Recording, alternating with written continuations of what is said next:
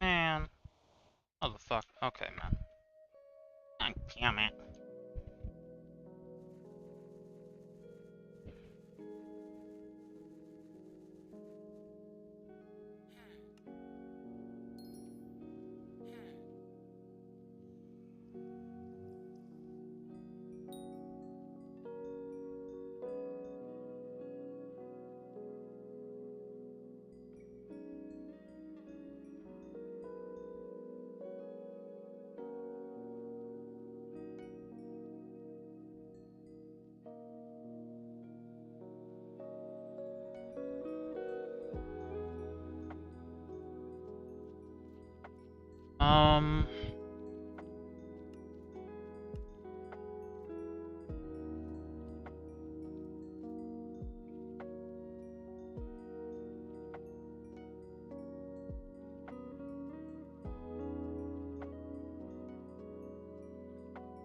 Basically, yeah. I mean, shit. Oh, wait, hold on. Oh, shit, we're mining 47. Lol.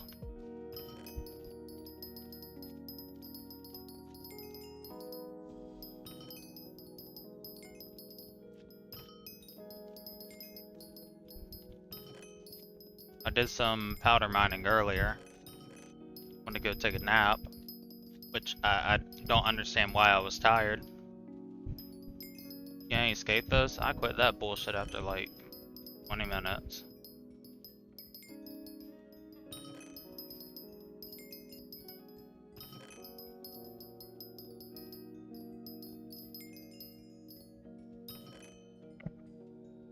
I realized that there's no point in me doing that. Even though it is fun, like trying to get escape though, I realized that I'm literally just sitting there praying I get something good. If not, I just wasted my time. And now, wow, I would like to sit there and wish to be lucky. I got better shit I can do, like powder mine. My powder right now is like 4.2 mil to like 3 mil.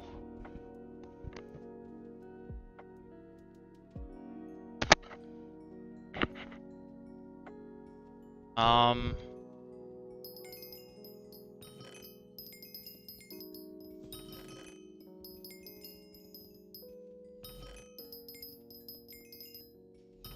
don't know what specifically I'm gonna try to get to for powder wise. All I know is I want to be able to max mining speed and oh wait, not that.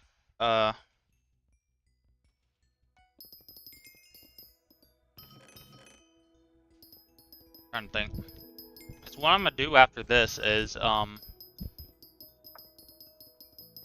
fuck is it?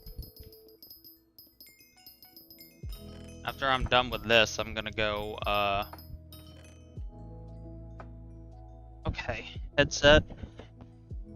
That's what my dumbass gets for not plugging it in before I went to go take a nap. Hold on.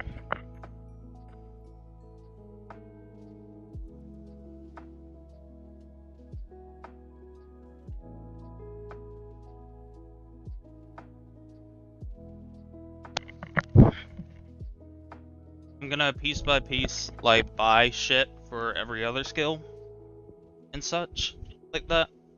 Like first I want to be able to buy I want to buy fishing shit. Cause man, that seems pretty good right now. I don't know how often you can get them.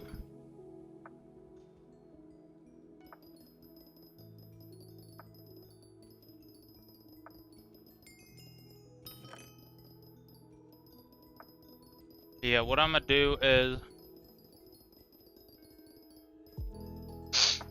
but I'm farming. I couldn't do it. My thing is like it wouldn't have been like a big issue. It's just the fact I stream.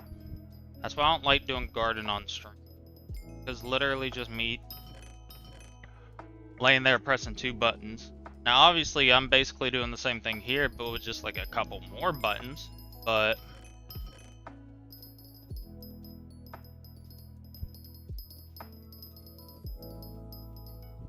yeah, I feel you.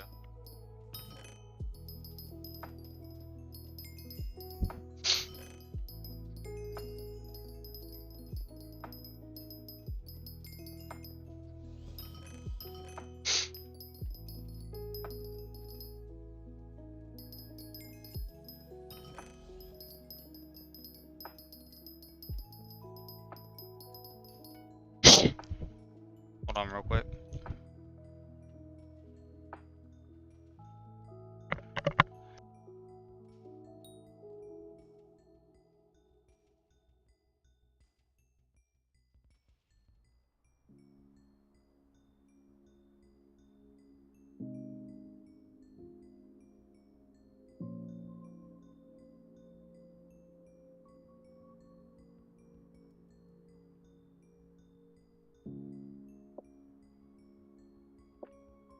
Dynamic duo.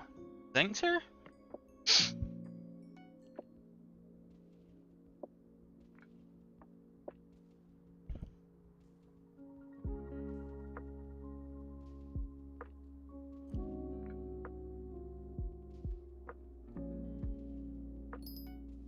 I genuinely think that Bennett Arthur video is gonna be my first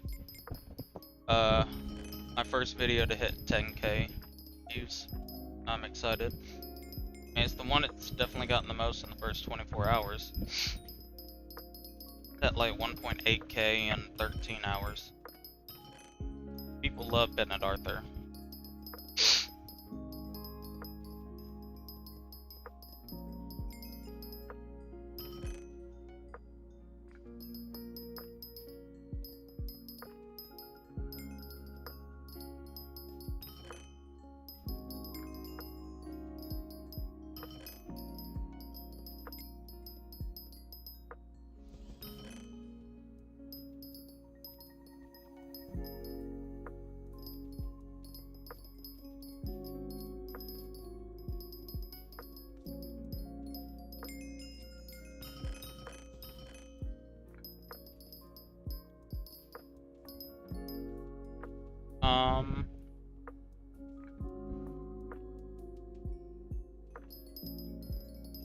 I didn't actually think I'd be able to take a nap. But it was nice, so fuck it.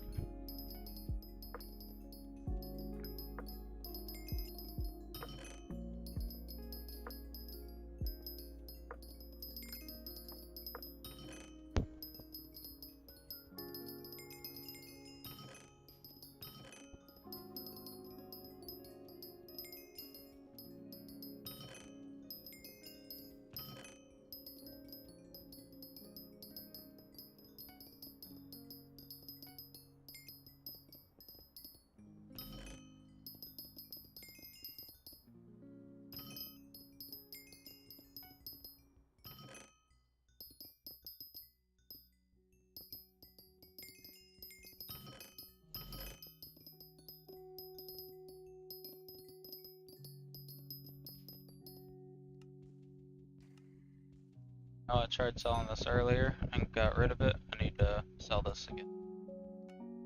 You sell this.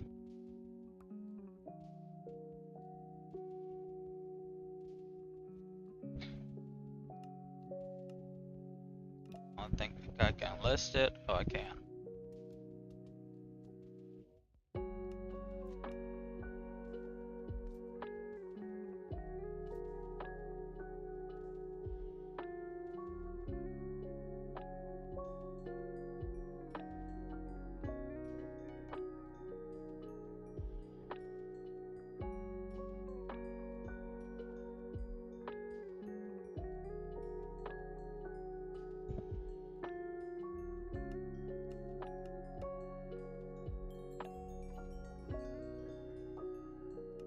Get ready, it's time for it.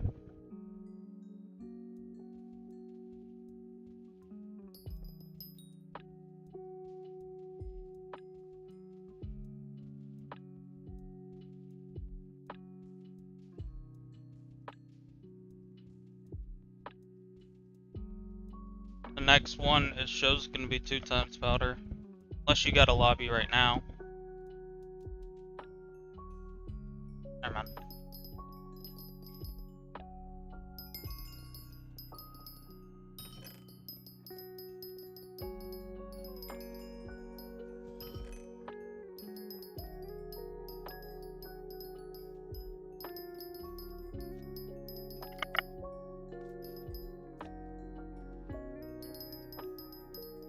The next one's 2 times. I was trying to invite you.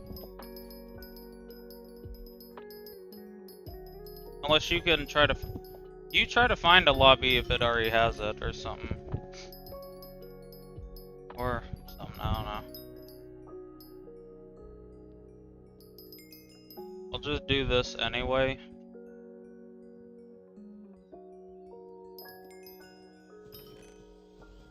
And if you can't find one real quick.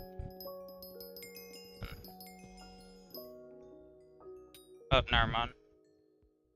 Getting here.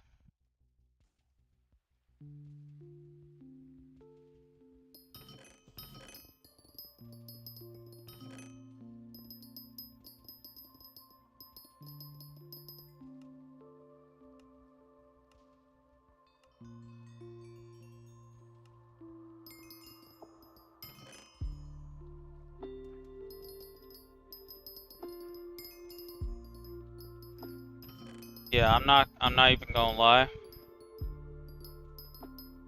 That's cool. That's fine. That's how mine's been the past couple days. I don't understand what's going on. But I'll literally be playing the game and then like for 5 seconds my screen will freeze. I mean, I'd much rather do that and then than to fully disconnect.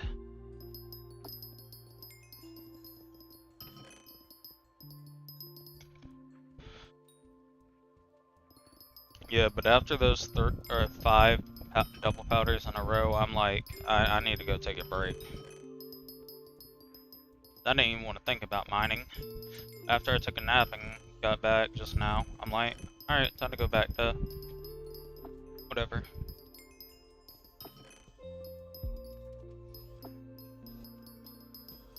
That being said, time for autism vaccine. Measles on its own. How close am I to being done? I don't know, because it's gonna take a bit for me to figure out how much is the correct amount for me.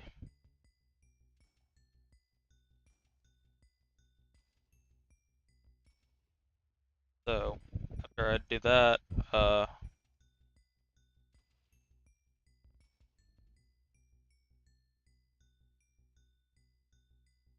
on.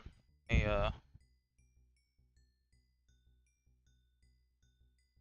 what are you gonna be doing? I need to figure out which ones are better. I wanna do the one that gets the most money though.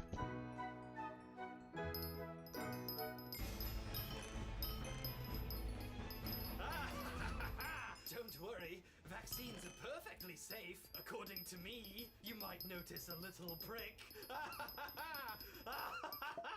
I know we've already seen this part, but might as well just Hello, restart it. welcome back to hell. I'm just vaccinating my profiteroles, immunizing them against the horrendous disease known only as not enough cream, itis.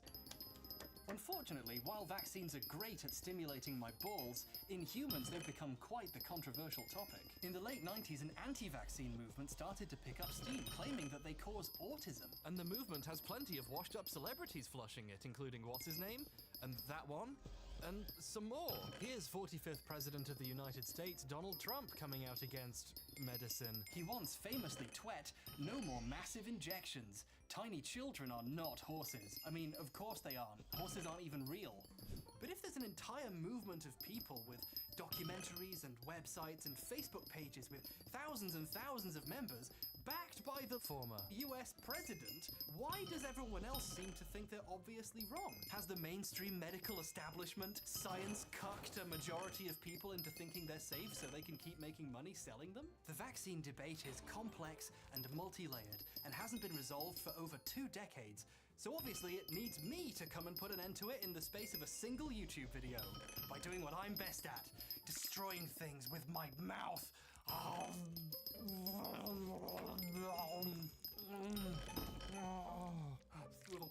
hi, Mum. Was I vaccinated? Have you been looking into moving out lately, son?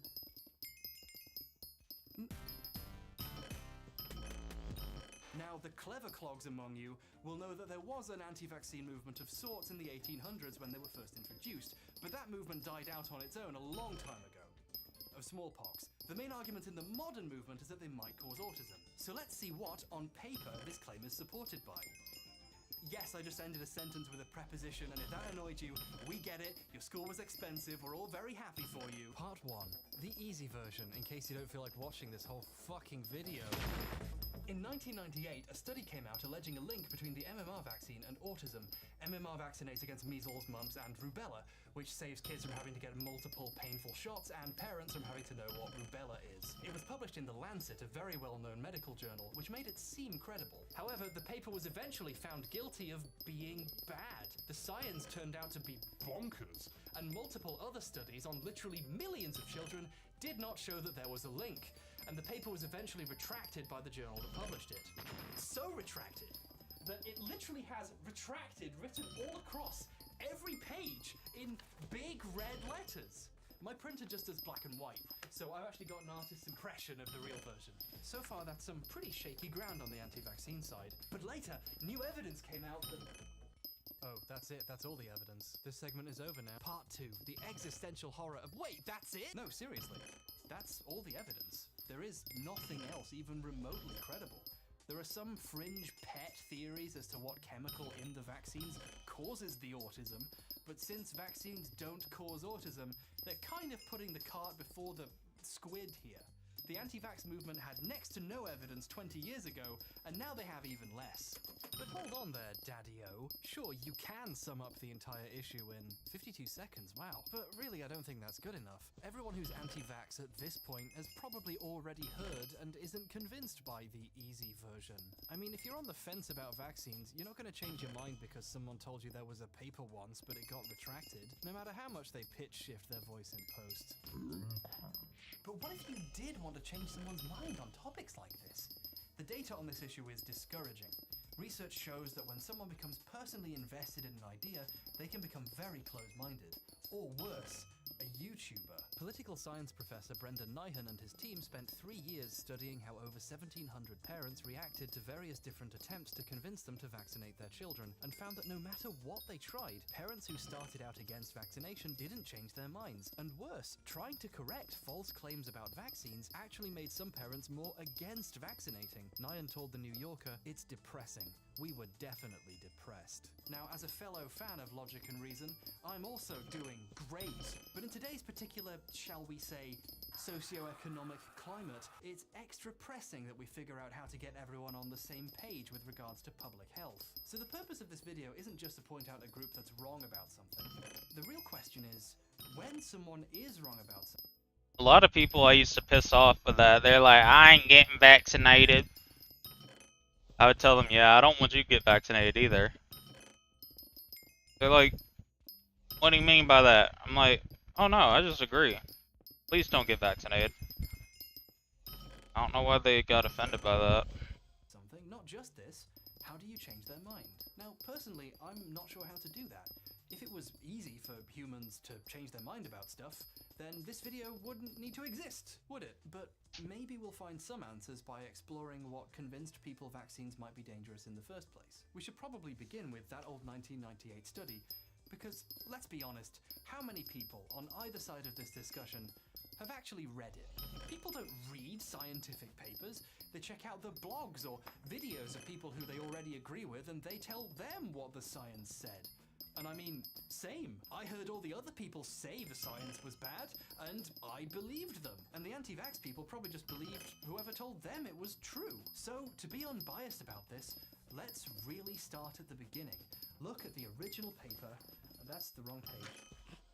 Let's actually read this old paper and see what it has to say and come to an honest conclusion about its findings. 5 minutes late. What the fuck? why people are against vaccines? This is the worst fucking paper I've ever read in my life! Fun fact. I got a 2-for-1 combo of fun facts for y'all. Did you know so I was born in 98, right? After 2005, my mom became anti-vax and quit getting me vaccines.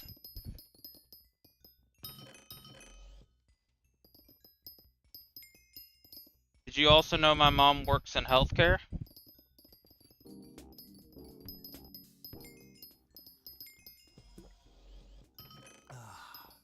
See what I mean? Let's talk about the study. I got The autism study, from it, because its so. full title was Ileal Lymphoid Nodular Hyperplasia, Non-Specific Colitis and Pervasive Developmental Disorder in Children, which is a bit of a tongue twister. I had to do a not insignificant amount of Googling to find out whether it's pronounced ileal or ileal. Don't know why I bothered. If I got it wrong, it's not like you would have noticed. The paper's lead author is Dr. Andrew Wakefield. I'm sorry, there's a mistake in my script. The paper's lead author is disgraced ex-Dr. Andrew Wakefield. Wakefield is seen by many as the founder of the modern anti-vaccine movement, since he was behind the paper that started the whole thing.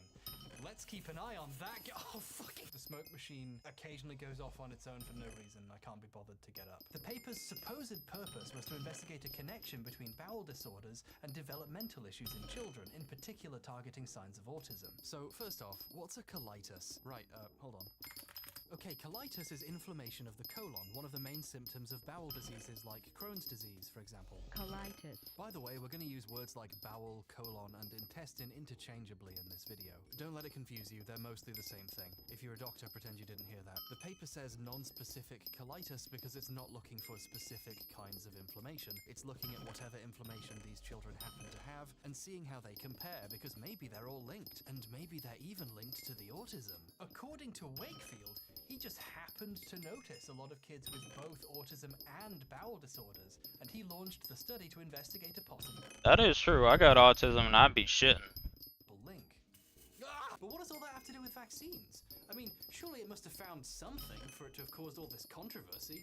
Well, allow me to list the paper's highly scientific findings. Some of the parents of the children in the study think they remember the autism symptoms starting after the MMR vaccine.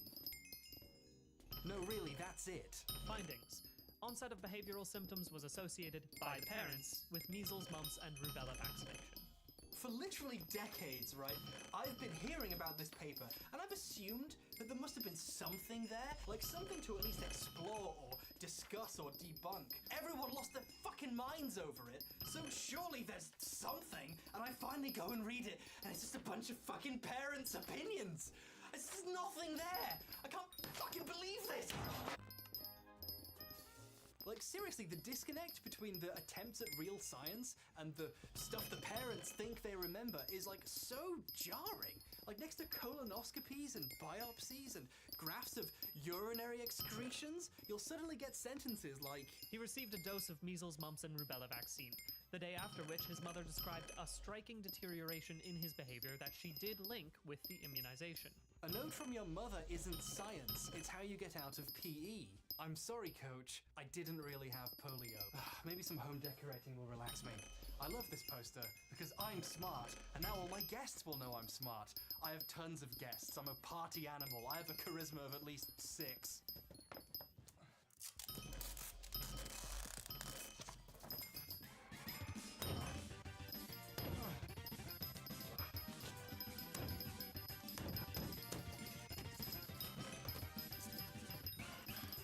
I wonder why The Economist interviewed ContraPoints and not me. There. Perfect. Does that look alright to you? No, Rachel, don't wave the camera. That's not how people communicate. Page 3 of the study provides a table listing each child's behavioral diagnosis, largely autism, and also what their parents identified as their exposure, the thing which, in their opinion, caused the diagnosis. Of course, most of them blame the vaccine. Now, while a bunch of opinions are about as useful in science as a bath made of teeth, we might as well explore how someone might end up having that opinion. It's actually really common for us to... Actually, hey Angie, Yeah? could you draw me as a ferret, please? Okay. Well, why?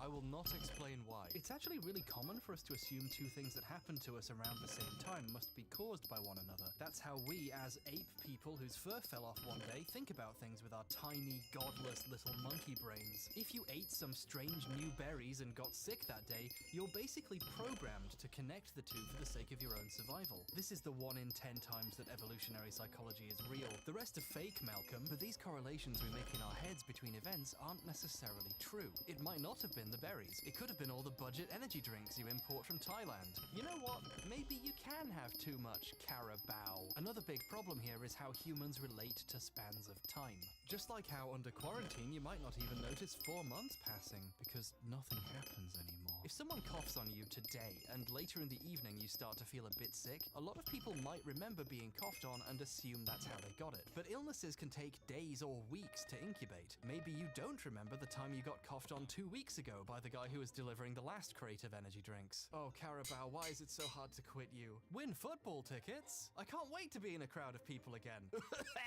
The table claim. Back to back. Here we go again, mobbed. Go to fucking bed, man. Go back to bed. This is your fault.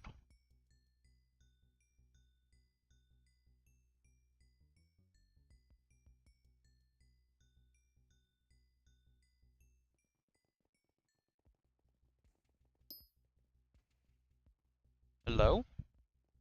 Some of the parents notice the symptoms a few weeks, days, Oh, you're lagging out, lol. after getting the vaccine. But I do have to wonder how easy it is for someone to recall something as complex as the exact date of the onset of a child's behavioral symptoms. A BBC documentary from back in the day interviewed a parent and they said on camera that their son became autistic overnight after the vaccine. What happened to your son? Overnight. Join. The fever, the high temperature. Literal. Overnight. He was never the same. What's happening? You take your ass back to bed. You're doing it again. You just woke up. We weren't getting double powders after you got off. Go back to bed. Chew. You're about to do it again. It's your fault. Even the interviewer was like, literally? Literally overnight? Like, are you sure? The signs of autism appear gradually and grow over time. When parents first take notice, there could easily be other signs they missed. Another better documentary about all this we'll get to later actually found parents who realized they'd made this exact mistake. Stacey and Damien no longer believe that their daughter's autism was caused by MMR. After researching and remembering Rebecca as a baby, they realized that she had already shown symptoms before she was vaccinated. Parents don't necessarily notice the symptoms until they're fairly obvious, but that doesn't mean the symptoms weren't there or their child wasn't autistic beforehand. I'm bringing this up because it's important to make the distinction that whenever someone describes something like their child's first symptom, what they are really describing is the first symptom they personally noticed. Here's a timeline of the first 2 years of a child's development. Statistically, the average age that symptoms of autism become noticeable to parents is around 12 to 18 months. Children in the UK receive a dose of the MMR vaccine from between 12 to 15 months. Isn't it possible that these parents are blaming a coincidental event? You can even see evidence that this happens in the paper, because some of the other parents blame other totally coincidental events. One of them blames their child's autism on an ear infection they got a week before they first noticed the symptoms. Do ear infections cause autism now? No. No, of course not. But if it was the only other thing that you remembered happening to your child, you can see how someone might end up assuming they're related. Before this study was released, there were a few very small clusters of parents that thought vaccines caused autism or other illnesses. JABS, the Justice, Awareness and Basic Support Group, wow, they really worked hard to make their name say JABS, had been around for a few years beforehand. The founder of JABS, Jackie Fletcher, asserts to this day that her son suddenly became severely autistic 10 days after his MMR vaccination, and has frequently tried to sue the government and MMR manufacturers for money over it. It's important to recognize that statistically, even if vaccines are perfectly safe, you're going to get a small amount of parents like her who are convinced that vaccines are harmful because they got one right before something like this happened. Before there was a scientific paper and thousands of news pieces telling them to, there really weren't that many parents of autistic children who blamed the vaccine. According to a pro-JABS piece made in May 2002 when the scare was happening, there were thousands of members, but before all that there were only about 30 30 sets of parents at best. And speaking of groups being too small to be statistically meaningful, another big problem, or to put it another way, a small problem, is sample size. Please hold your applause until the end. On its own, a study of a small sample size, like 12 children, can't prove anything about the rest of a population. I've made this point about people drawing sweeping conclusions from small studies before. However, it's important to understand sample size criticisms in the proper context. Studies on small groups happen all the time in science, for a good reason. They're often called pilot studies, and they're useful for figuring out how a bigger study should work in preparation for the real thing, or for checking to see if there's something worth looking into in the first place. A fraction of parents of the tens of millions of children who've had this vaccine saying they think there might be a connection is, at best, grounds to do a better study on a bigger group of children to find out if this connection actually exists. We're going to come back to this later, because someone had the opportunity to do one of those, and what they did with that opportunity is very interesting. That was an awful take, let me do that again. In summary, the science is really bad. It's bonkers. The study even admits it doesn't prove anything at the end. We did not prove an association between measles, mumps, and rubella vaccine and the syndrome described. The next sentence is hilarious. Virological studies are underway that may help to resolve this issue. The issue being that they don't have any proof. In science, it's expected to admit the limitations of your study. Papers and medical journals have high standards for what constitutes solid proof. However, Wakefield is using this as a shield. By hiding behind the defense that he hasn't claimed to prove anything, he can then speculate about a lot of things he hasn't proved. For example, these children appear to share similar, though non-specific, bowel problems. I say appeared because, well, we'll come back to that. But Wakefield takes this vague collection of similar things and concludes with the theory that could make his career, that the vaccine may cause autism and it happens through the bowels. We have identified a chronic enterocolitis in children that may be related to neuropsychiatric dysfunction. In most cases, onset of symptoms was after measles, mumps, and rubella immunization. Further investigations are needed to examine the syndrome and its possible relation to this vaccine. In literally the final sentences of the paper, Wakefield invents a new disease that combines bowel disorders and autism, and then speculates that MMR vaccination might cause the disease he just made up. This is absolutely buck wild, as some would put it. It's like medical fanfiction. Sure, he admitted it just may be, and said we need more research to prove anything, but now his made-up disease is in a published scientific paper in one of the most prestigious medical journals in the world. Journalists with little to no scientific knowledge go on to report on this paper as if it's discovering this new disease. Doctors at the Royal Free Hospital believe they may have discovered a link between the combination vaccine and a bowel disease that can progress to autism. What are you talking about? He admitted he didn't prove anything and then wildly speculated at the end. No! There is one last really weird thing about this paper we haven't mentioned yet, which most people don't seem to mention, which I find a little bit weird and indicates that no one has actually read it. Towards the end of the paper, Wakefield tries to find other papers that kind of support his findings, so he really has to scrape the bottom of the barrel. Fudenberg noted that for 15 of 20 autistic children, the first symptoms developed within a week of vaccination. Wow! That's a really interesting thing to... Isn't it? We should probably actually go read Fudenberg's paper and see what it has to say for itself. Fudenberg's 1996 paper cited here is from Biotherapy, a fringe journal for quacks that actually went out of business 2 years later. The paper is a pilot study on the effects of a substance called dialysable lymphocyte extract on children with autism. In addition to alleging that several of the children had become autistic within a week of getting vaccinated, are you ready for this? Fudenberg claimed that this extract he'd created could cure autism. Of the 22 with classic autism, 10 became normal, in that they were mainstreamed in school and clinical characteristics were fully normalized. Became normal! Holy shit! And you want to know something funny? You want to know something funny? At the time that the study was published, Fudenberg didn't have a medical license. It was revoked the year before because he was caught stealing controlled substances from his job for personal use. The South Carolina Medical Board found him guilty of engaging in dishonorable, unethical, or unprofessional conduct. He admitted he'd done it in the hearing too. So he got caught stealing drugs, admitted it, got... What? We're gonna find out what vaccine gave you retardation, State. Don't worry. Got fired, lost all credibility, probably wasn't even allowed within 100 yards of a stethoscope, and then a year later, he cured autism. According to him, and you know he's trustworthy because he admitted to stealing all those medical supplies. What I'm trying to say here is ex-Dr. Hugh Fudenberg's paper is one of the most obviously bullshit things I've ever read. And Wakefield had to cite it to create a precedent for his findings.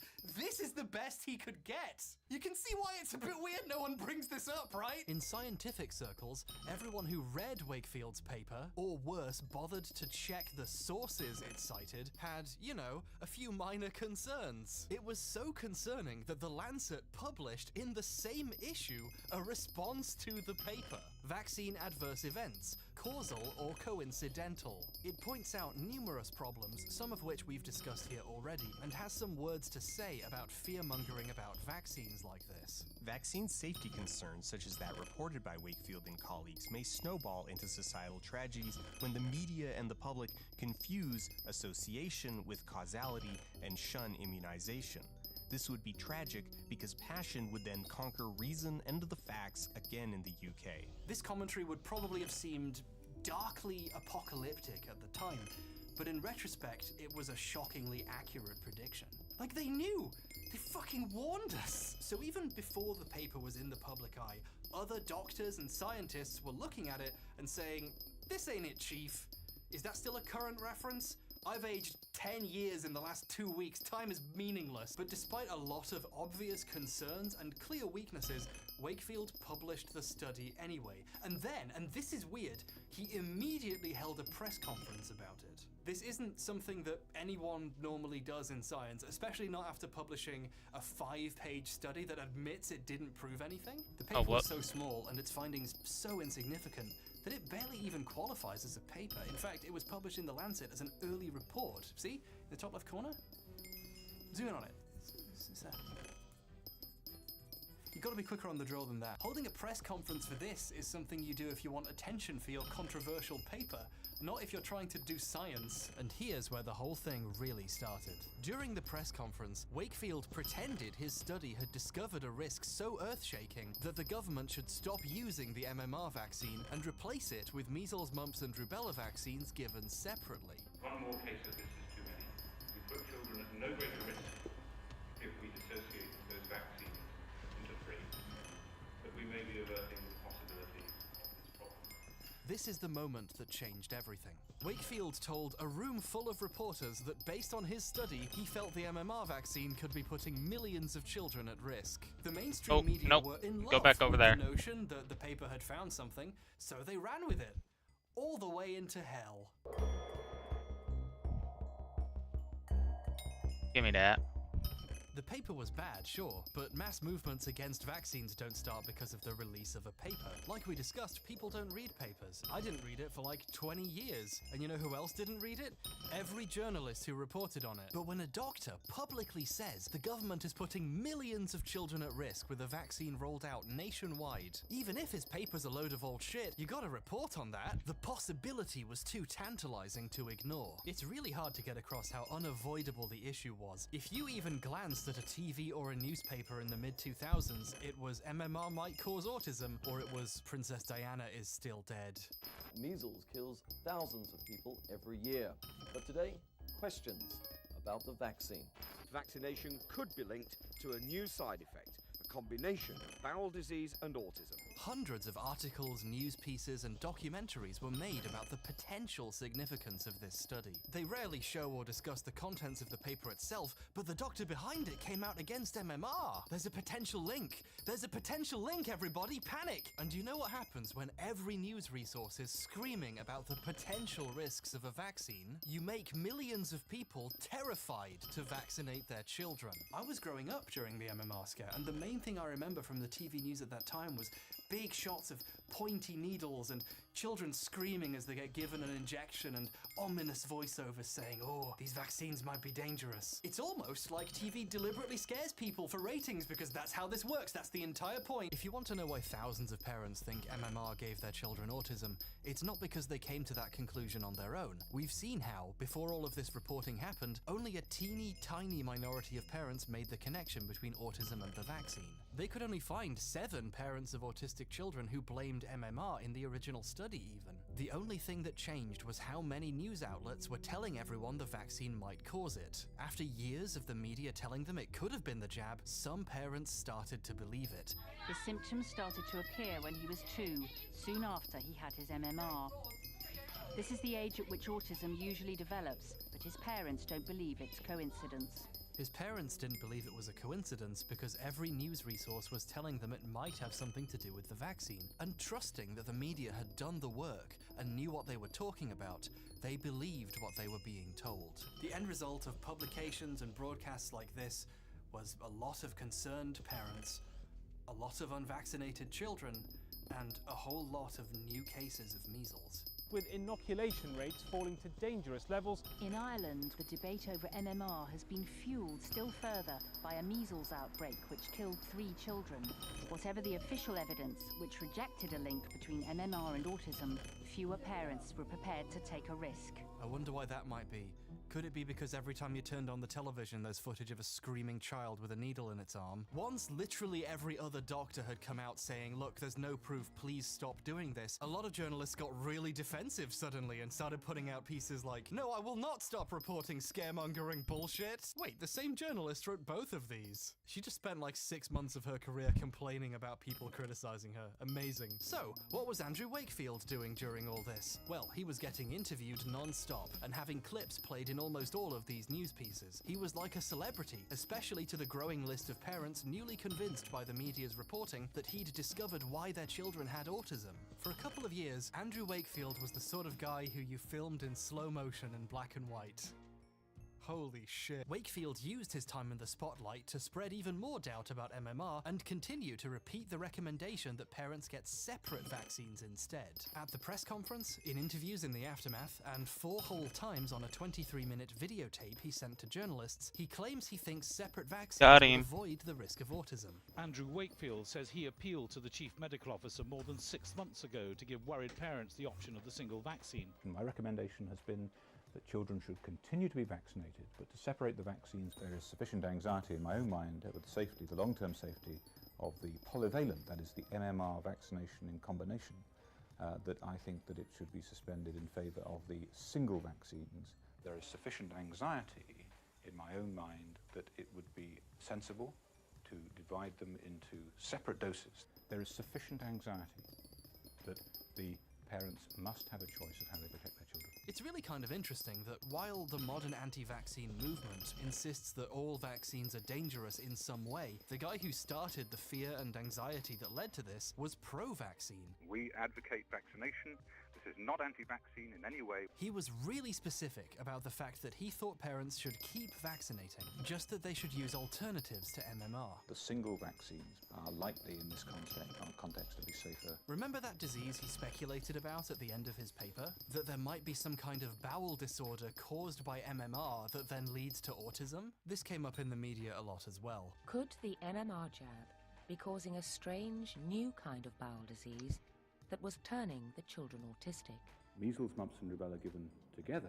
See if you can find a better one, Mob. Some children to handle. There is a bowel disease, a new syndrome associated with regressive autism, and that may be related to MMR. Eventually, he even came up with a name for it: autistic enterocolitis. Wakefield's theory, when he tries to explain it, is that the almost dead measles virus present in the MMR vaccine can get stuck in the intestine. Because what it's showing me right now is that it's not changing yet. So, we still can possibly get even more double powders. Which I definitely don't mind now because I just woke up. But, like, genuinely me trying to dupe, I'm like, alright, after this double powder I need to do something. Alright, after this double powder I need to do something. Alright, after this double powder I need to do something. Alright, after this double powder, and alright, after this one, alright, this one. somehow, causing all that inflammation they apparently found in the study. More on that later. Which leads to it not digesting certain foods like bread and milk properly, turning them into, his words, a morphine-like substance, which then leaks out of the bowel and into the brain, causing autism. Morphine. Holy shit, I got autism because of my butthole exploding and leaking in my body. Substances from the Butthole gut juices went in you my and I brain. produce in our diet from Now I'm a milk and Wavy meat fan. are actually getting access through that leaky gut into the developing brain. This theory is, very strange. One of the many strange things about it is that it specifically implicates the measles part of the vaccine.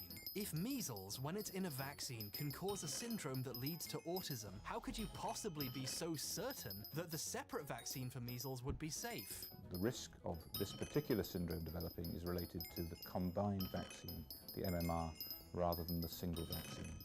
Okay, sure, but why? On what basis are you saying that, Andy? How could a doctor so easily make that recommendation? And it may be that giving the measles on its own reduces the risk of this particular syndrome developing. He just keeps saying it. My opinion, again, is that the monovalent, the single vaccines, measles, mumps and rubella, are likely in this context to be safer than the polyvalent vaccine. That's the MMR vaccine. There's actually a real reason why he recommended the separate vaccines so much. We'll get to that later. Here's the one example I could find of an interviewer asking him to explain himself. But even supposing the measles element of the MMR vaccine had deposited the virus in the intestinal tissue of these children, a single jab of measles might do the same. Theoretically, it might.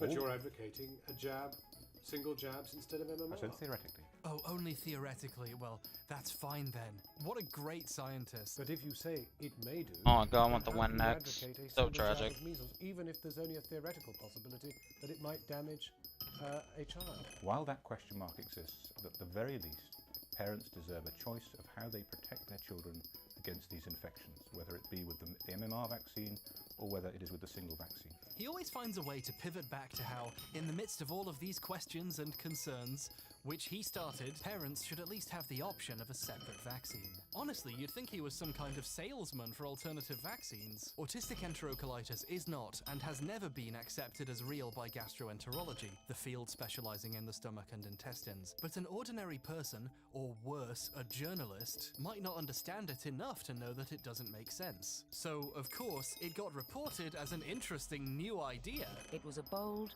and controversial theory.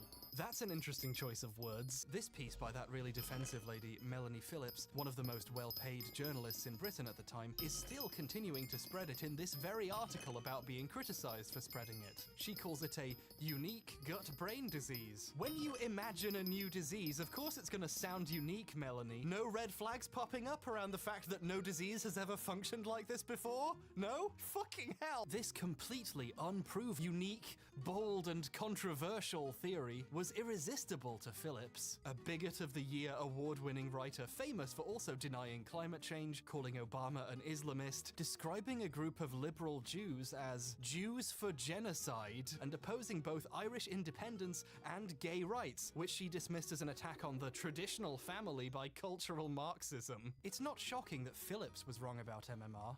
It's her job to be wrong about everything. The truly shocking thing about this is that for once, the entire rest of the British media were on the same side as her, uncritically regurgitating everything Wakefield Alright, said after this to one, millions that should of be it people. for the double powders. irresponsible Then it's just reporting time to try to caused find fear, a vaccine lobby that has hesitancy, the kickstarted closest to an the it anti-vaccine being over. movement that's still here today, and resulted in the deaths of children from completely preventable diseases. And that's the tea, sis. There's real liquid in there. I'm not doing a bit. I will spill it if I try and show it to you. I'm sorry. But there's... Look. See? It's real. It's not tea, though. It's coffee. I'm not a farmer.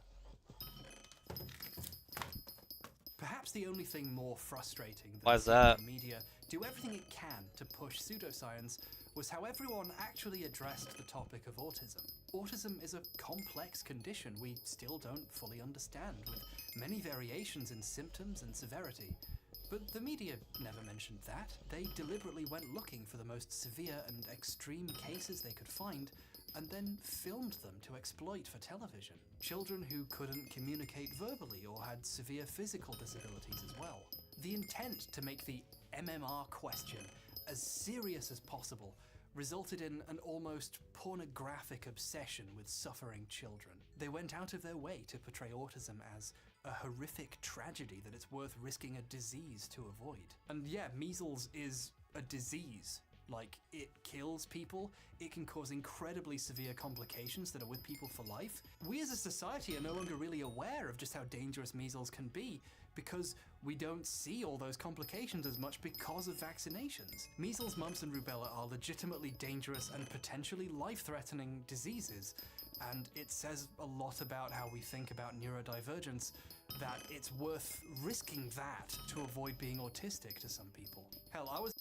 The reason I'm responding like that annoyingly too is because I already know they're gonna get pissed because Anon said it. in Waitrose a few months ago. I never shop there, but I pretend to, so I can use their unnecessarily massive parking space. And I saw them selling a magazine with this on the cover.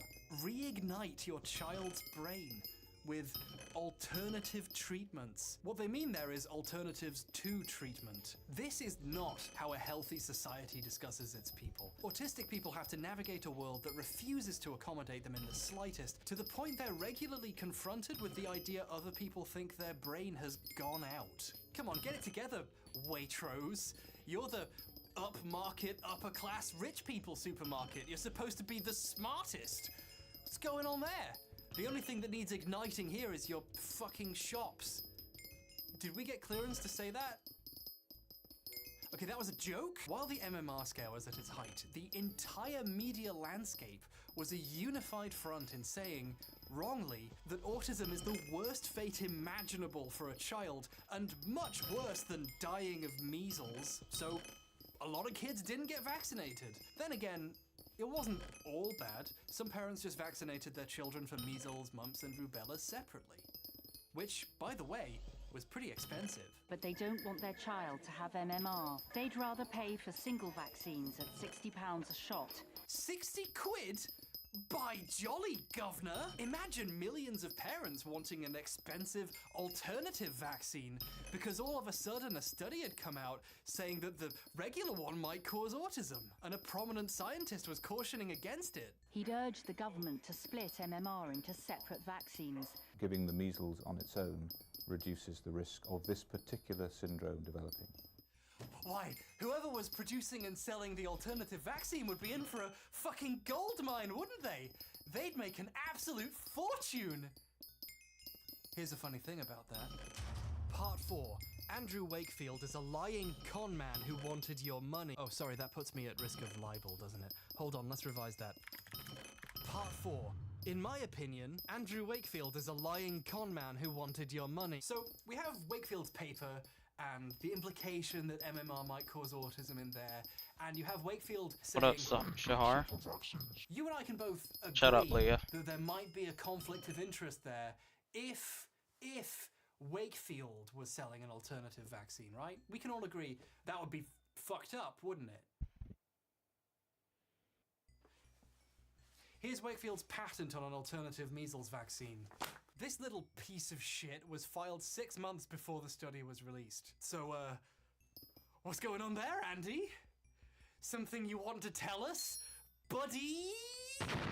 It's time to introduce someone new to the story. Brian Deere is an award-winning investigative reporter with a long history of exposing medical fraud, specializing in the pharmaceutical industry, and the perfect sort of person for the middle of this health scare. When did Deere I was one start of the this few stream? journalists who didn't simply... When did I start it? I think like an hour ago? Not even live. Oh, I am. Okay, yeah. Let me see. Oh, I am. Okay, yeah. Almost an hour ago.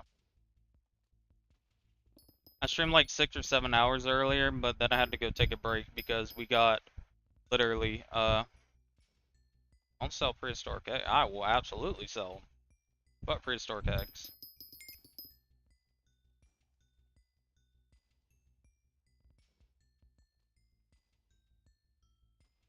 accept what Wakefield was saying at face value, and thought to dig a little deeper into the study and what he was really up to. Dia called the hospital Wakefield worked at with some basic questions, the kind that Wakefield apparently wasn't used to getting. Within 3 hours of doing so, Wakefield's publicist, you know, doctors hiring publicists to promote them, that happens all the time, had made a complaint about Dia to the newspaper he worked at. Dia, of course, only grew more interested. His eventual 2004 documentary, MMR What They Didn't Tell You, is the better documentary I mentioned before. And by better, I mean blew the doors off of Andrew Wakefield's whole scheme. It was Dia who discovered Wakefield. Make more money. No, the fuck they can't. Let's just get that out the way, my boy.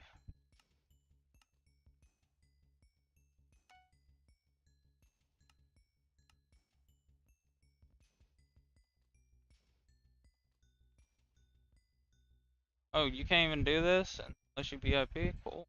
Awesome sauce. Patent. Let's take a look at that patent now. The present invention relates to a new vaccine/immunization for the prevention and/or prophylaxis against measles virus infection. Now, I'm not a big-time science-talking fancy guy, but this sounds a little bit like a measles vaccine. The patent was submitted in June 1997, so... You know what I should do? I should keep adding... It is. And like I said, this is literally the entire... This is the start and the entire reason so many parents believe that vaccines cause autism. Because this guy said, oh, so the vaccine will leak out the kid's butthole into their brain and give them autism.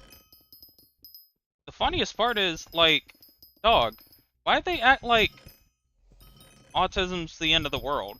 Like, they act like they gotta go put down their kid after they get autism.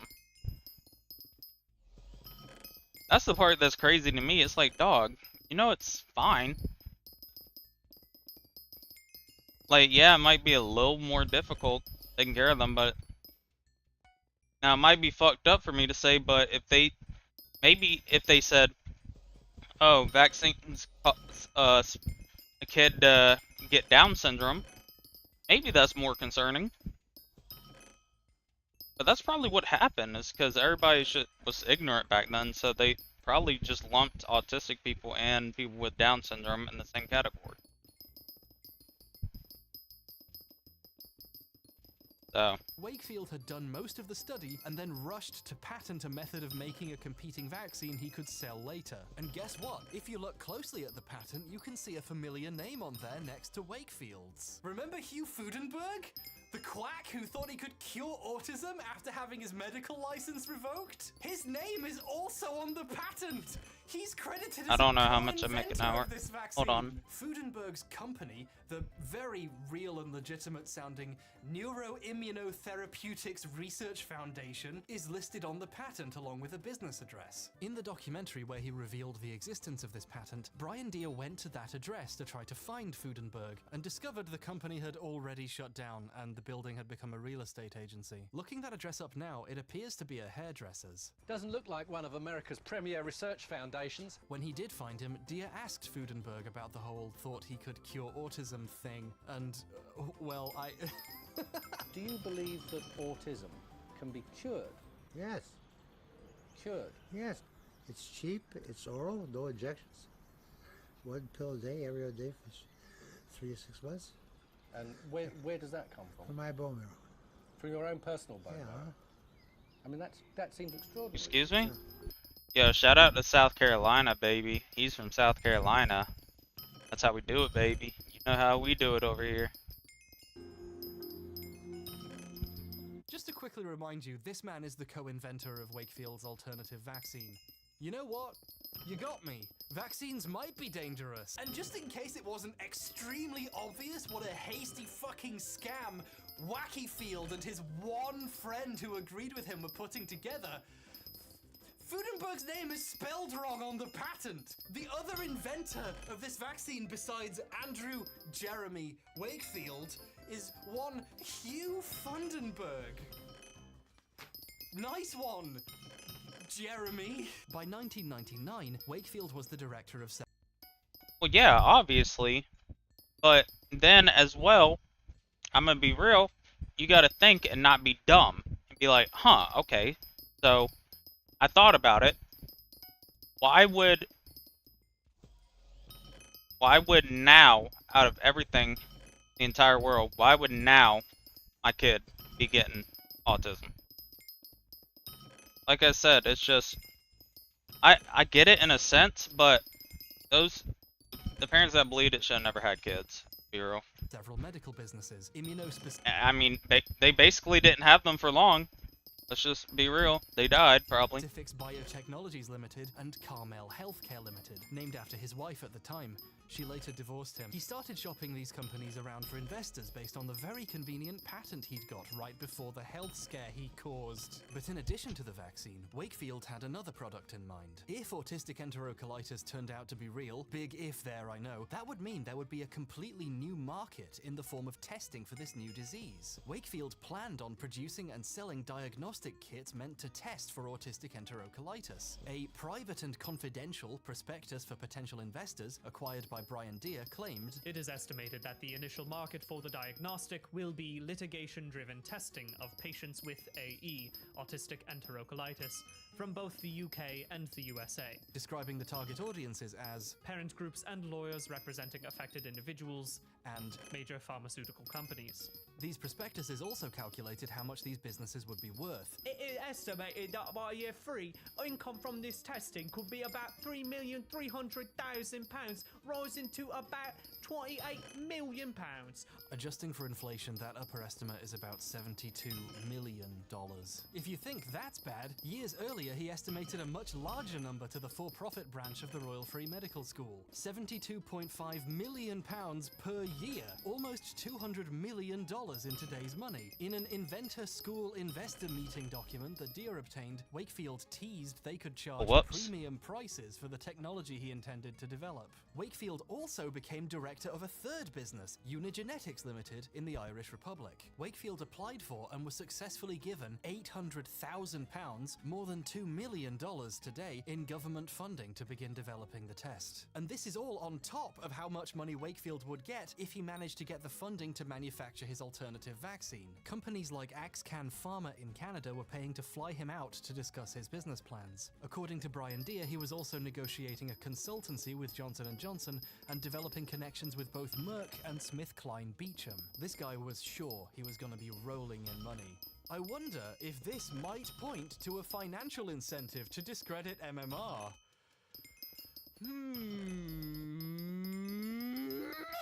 Watching Wakefield repeatedly push for getting alternative vaccines just in case is really chilling to watch now. You have to watch him sit there and create demand for his planned future products, and no one watching knows what he's up to.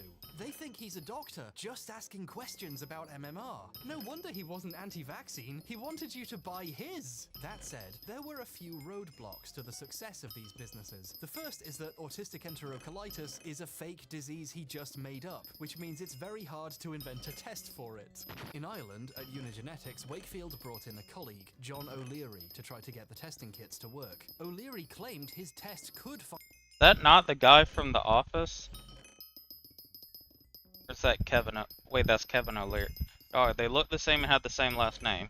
Find measles virus in the bowels of autistic children. He'd found measles virus in most of the samples he'd tested from children with autism and bowel disease. This is the closest Wakefield or any of his cohorts would ever come to proving autistic enterocolitis exists. But this quickly fell apart. Every other lab that tried to recreate his results found the same thing. The only way his equipment could get the results he was getting is if there was contamination or if his machine had been calibrated wrong. It turned out later it was both. Test tubes that didn't have measles in them tested positive for measles. O'Leary had an 11.1% stake in Immunospecifics, the company which would be selling the kits, which would have made him incredibly rich if the test had eventually worked. But strangely, he stopped being able to get these results once people started scrutinizing his work. So that's £800,000 of taxpayer money down the drain.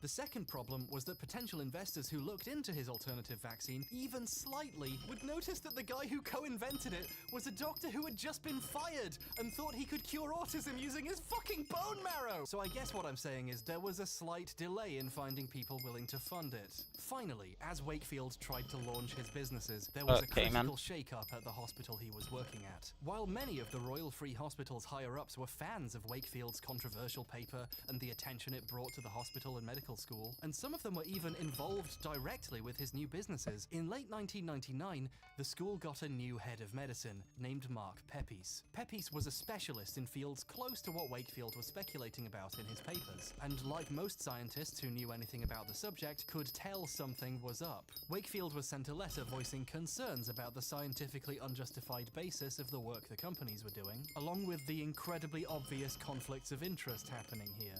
You know, you kind of have a vested interest in proving a link between vaccines, bowel disorders, and autism when you intend to make millions of pounds off it. Even then, they volunteered to support Wakefield more, but not in the way he wanted. Remember that thing I said about pilot studies? I'm sure you do. You have a good memory. I really respect that about you. They offered to continue employing him, but only if he undertook a new, much bigger study to actually explore the original study's findings properly. He was offered help with a study on 150 patients to confirm what he had only really speculated about so far with a study of 12. Good scientific practice now demands that you and others seek to confirm or refute robustly, reliably, and above all reproducibly the possible causal relationships between MMR vaccination and autism, autistic enterocolitis, and inflammatory bowel disease that you have postulated. Autistic enterocolitis is in quotes. They don't believe him, it's great. This would be any legitimate scientist's dream. The freedom and support to fully explore a hypothesis and discover the truth. Wakefield agreed to perform the study, but then he never actually did it. Pepys would later go on to say Wakefield was a wanker and a fraud. Eventually, in 2001, after repeatedly ignoring calls to do the study he'd agreed to do, he was told to leave. Check out this article all about... Oh, I love journalism! Last November, Andrew Wakefield left the Royal Free Hospital by mutual agreement. Capitalizing on his perceived reputation with the public as a man who had discovered a link between vaccines and autism, Wakefield said, EB? How you doing? I asked to go because my research results are unpopular. This was meant to sound conspiratorial, like, they let me go because I'm making MMR look bad. But it seems like he was just unpopular with people, because they could tell he was a fraud.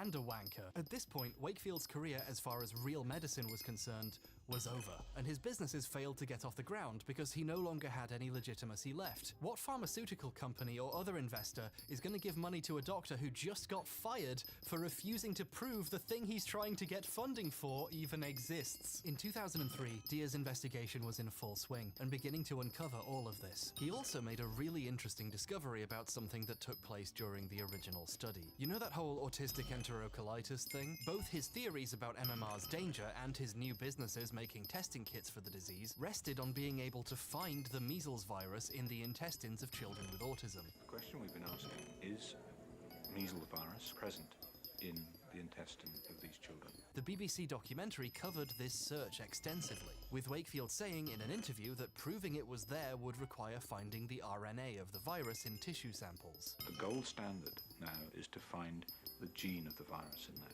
The big deal here is if Wakefield can't find the gene of the virus, then his theory is wrong. In these interviews, Wakefield is trying to imply that they've only just started looking for the virus. So they haven't found it yet, but that's okay, they've only just started looking, right?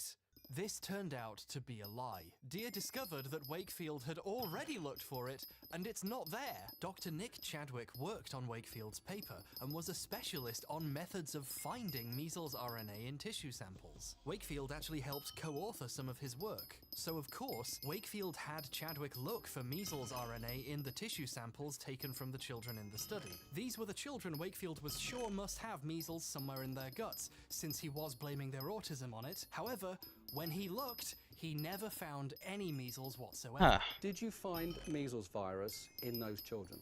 No.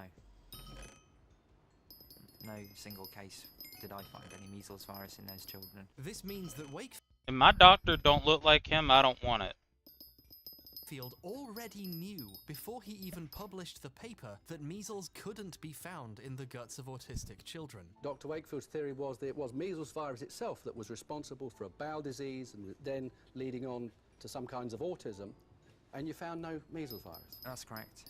The final published version of the 1998 study doesn't have Dr. Chadwick's name on it, even though he did a lot of work for it. Chadwick later wrote in a signed declaration that he specifically asked for his name to be left off the paper because he wasn't comfortable with how Wakefield was still pushing his theory, even though he'd found 0 positive tests for measles. By this point, he was already planning to launch a business selling testing kits based on this theory, so he ignored the work in his own lab that disproved him and kept saying he thought measles could cause a bowel disease that leads to autism, and kept looking there for measles for years afterwards. The BBC documentary is about his hunt for the measles virus, because even 4 years after launching his paper, he still hadn't found anything else to back up what he was saying. I actually have to give some credit now to this BBC documentary. Even though they mostly side with Wakefield and assume he's going to find the proof soon, there is one segment where the interviewer's like, wait a second.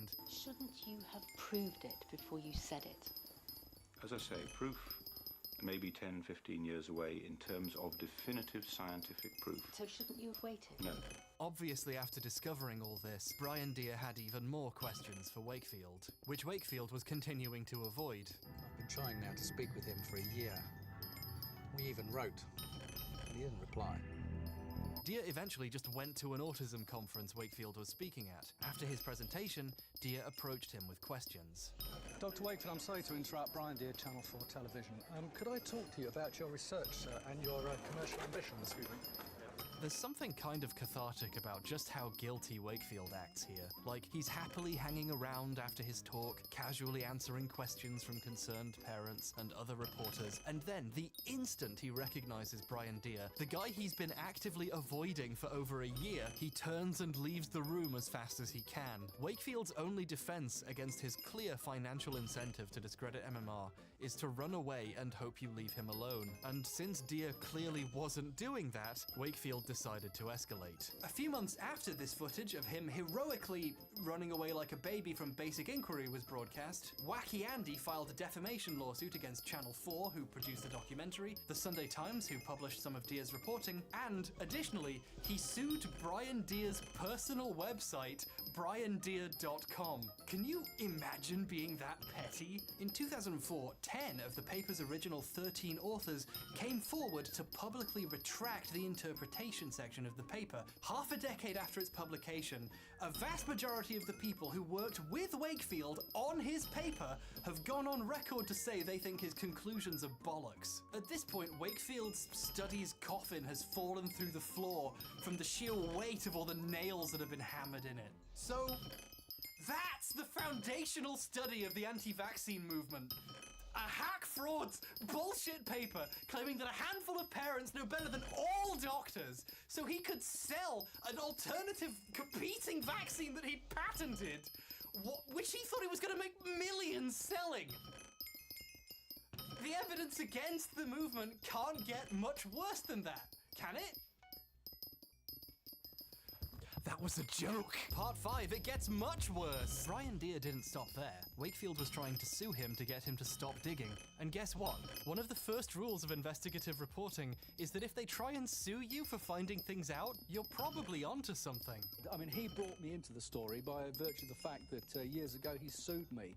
He discovered that 2 years before the paper was published, Wakefield had been hired by a lawyer to conduct the study. The lawyer, Richard Barr, had realized there was potentially millions and millions of pounds in bringing a class action lawsuit against MMR manufacturers on behalf of parents of autistic children. But since there was no actual evidence the vaccine did this, he paid Wakefield to find some. Wakefield charged Barr £150 an hour for the time he spent working on the study, eventually totaling over £435,000. In today's money, that's more than $1.1 million.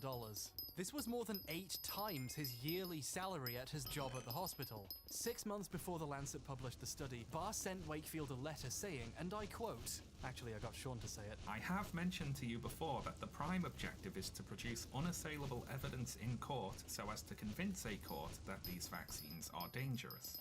Oh, okay. This whole thing was bullshit, wasn't it? And hey, remember Jabs? Jabs was involved with the lawsuit, and it turned out their members helped to recruit many of the parents to the study in the first place. I swear to God, this isn't one of the joke logos we made. This is actually the header on their Facebook page. This low-resolution, shitty nightmare. Jackie Fletcher, the founder of Jabs, was also a litigant in the lawsuit. They needed her connections to the dozen or so other parents who actually blamed MMR to be able to do all of this. Some of the parents were even involved with the lawsuit too. It's kind of clever if you think about it. A couple of parents blamed vaccines for their child's autism and wanted to sue its manufacturer, but there was no evidence it wasn't just a coincidence, so they told their opinions to a doctor their lawyer had hired, who would then report those opinions in a paper. And now in court you can say there's scientific evidence implying a link between vaccines and autism, even though the link is just those opinions from before. There's probably a word for this trick. Idea laundering? I don't know. Not all of the parents knew the study was being done to help a lawsuit, but they were all chosen deliberately. However, like we explored earlier, not many parents in 1996 blamed vaccines for autism, so they had to cast a wide net to even find the couple of parents they did. Child 11 wasn't even from England. He was from California. If a contact of Jabs or Richard Barr thought you might suspect vaccines made your child autistic, you and your child were being flown around the world to take part in this study. And even then, some of the parents still turned out not to blame the vaccine. I cannot stress enough what a fucking shambles this paper was. Most of the other doctors working on the study had no idea the guy running it had been paid hundreds of thousands of pounds to discredit MMR. According to Chadwick's later testimony, Wakefield worked separately with each individual scientist working on the study, instead of bringing them all together, which would have been the normal thing to do. This afforded Wakefield a good level of secrecy about his motives. The other scientists must have largely thought they really were looking into a connection between autism and bowel disorders in children. So even the doctors and scientists involved were being lied to and tricked into lending their time and effort to a study being done to help a lawsuit make some lawyers a lot of money. Once all of this came out, Wakefield was, medically speaking, fucked. While he'd been asked to leave his post years earlier, he still had a license to practice medicine in the UK. But amidst all of these discoveries, the General Medical Council began a fitness to practice hearing against Wakefield, going through the records of the study to evaluate whether his behaviour had been ethical. The row he started dominated the headlines. Now his conduct, not his views, will be making the news. This hearing would go on to last for 217 days, making it the longest in General Medical Council history, and longer than the O.J. Simpson trial. This is Wakefield's only legitimate achievement. He made such a fucking mess, it took that long to pick through it all. Meanwhile, remember when Wakefield sued Brian Deere? This would turn out to be the worst mistake he ever made in his life. Because Wakefield's libel case was related to accusations of what he did during a study, that meant that the records of what happened in the study were evidence in the case now. I mean, how else were they going to prove it was libel or not? The judge agreed that Deere had to be granted access to the confidential, unredacted medical records of the children from the study. By trying to sue a journalist into shutting up, Wakefield had accidentally given him permission to see everything. Deere recalls being sat in a room with his lawyer, reading the medical records of the children and other records of what happened in the study, while Wakefield's legal team were rushing to get a cab to take them to the courthouse so they could drop the suit and stop him reading it as fast as they could. Deere got home that night to a call from his lawyer saying the case...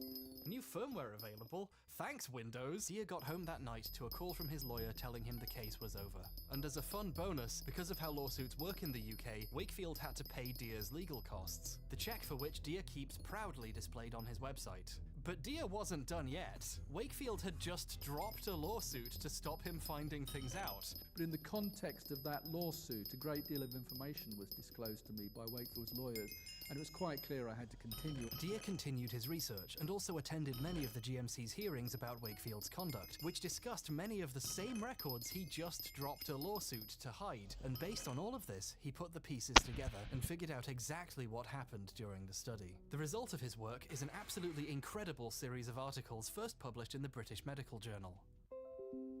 There's another fucking firmware! Why is there so much firmware? Deere figured out who some of the previously anonymous parents of the children in the study were and showed some of them what the study said about their children, and it turned out the paper was lying. For example, he showed the medical records to the father of child 11. And he looked at the paper and he just looked at what it said about his own child and he said, that's not true. And that was one of the parents of one of these children in the paper. In a correspondence with Dia, he literally wrote, The Lancet article indicates that autistic symptoms started at 15 months, a week after the MMR, which is completely inaccurate. My son's autistic behavior started 2.5 to 3 months after the MMR, which was administered to him at 15 months. The bottom line is, if my son is indeed patient 11, then the Lancet article made a false assertion that his symptoms set in immediately after the MMR, in service of some attorney's efforts to prove causation that, unbeknownst to me, apparently drove this research. He told Dia Wakefield had said his son was the 13th child they looked at and wasn't included in the paper, and that's why none of the information in the study seemed to describe his son. According to Brian Dia, Wakefield had rewritten his son's medical history and lied to him to cover it up. And this wasn't the only parent who had their story changed by Wakefield. You see, for the study to be useful in Barr's lawsuit, they needed to establish a temporal link with the vaccine. Since this is the age autism usually develops, they needed it to be within 14 days, and if possible even closer. I mean, otherwise it might seem like it was just a coincidence. Which it is, but like Child 11, the onset of autism wasn't convenient enough in almost any of the other children. The table suggests that 8 of the 12 children's parents claimed the symptoms happened within 14 days. But according to Brian Deer's reporting from the medical council hearings, many of the parents never said this, and most of the children's medical records put their symptoms starting way after this time period, with some of them showing symptoms of what could have been autism before they were vaccinated. Almost every child's autistic symptoms either started way too late to be useful in the lawsuit, or way too soon. Wakefield just lied and changed the times and allegations of the parents around until the paper said what he needed it to say. This is the thing that makes so much of what he said during the scare really fucking infuriating. Like, he would constantly bring up how he was just listening to the parents and reporting what they were saying. We trust in the parent's story. If you think there was a problem with my shitty study, you're calling all of those parents liars. How dare you? When they say to you, I believe my child regressed after the MMR vaccine, do you take that seriously or not? Damn right you do. Damn right you do. He got all high and mighty about how you need to believe the parents when he had made up most of what the parents had said. And the media Big fucking W. ate it up too. Andrew Wakefield is one of the few doctors to listen to parents who believe their children were damaged by MMR. He's the only doctor who listens to the lies that he wrote for a lawsuit he was being paid to help with.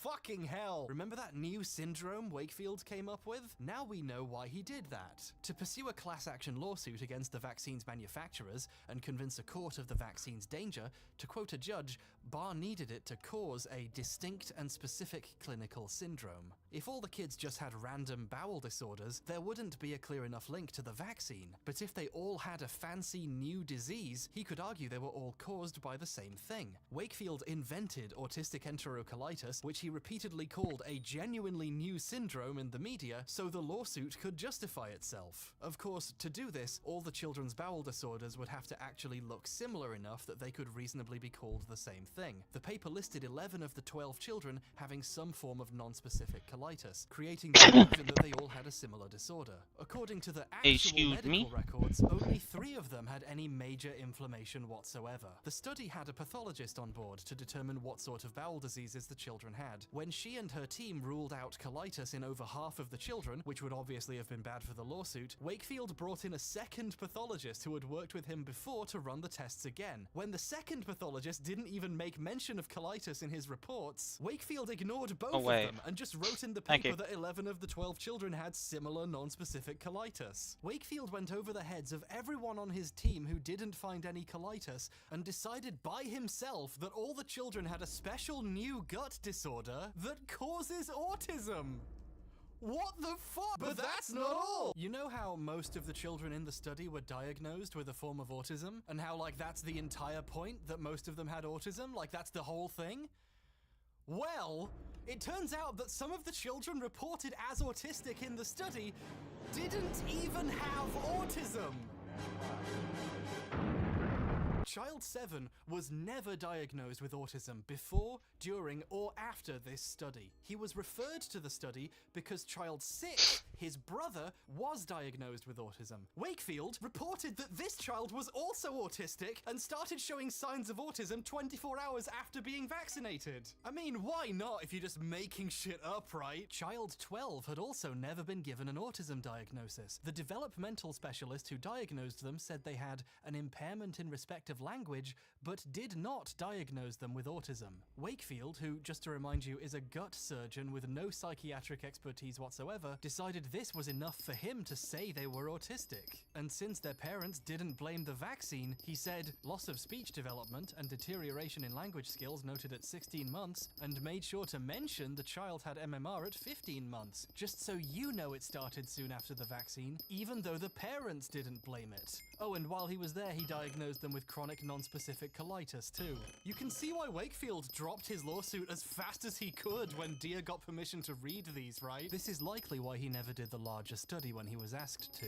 Once this fraudulent paper was out, all the extra attention and scrutiny he gained would have made it impossible to lie and get away with it again. To this day, no attempt to recreate Wakefield's findings has ever succeeded. The paper that started the obsession with the connection between autism and vaccines was a total fraud, crafted by a lawyer and the opportunistic doctor who he bought. And in the last 20 years, data from millions and millions of children all over the world indicates no link whatsoever. The only paper that came close to showing that link is a study so full of lies that even before it was out, scientists who worked on it were asking to have their names taken off. The paper wasn't just badly made, it wasn't just questionable, it wasn't bold and controversial.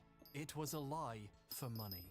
But the worst thing about this study was that somehow, even that wasn't the worst thing.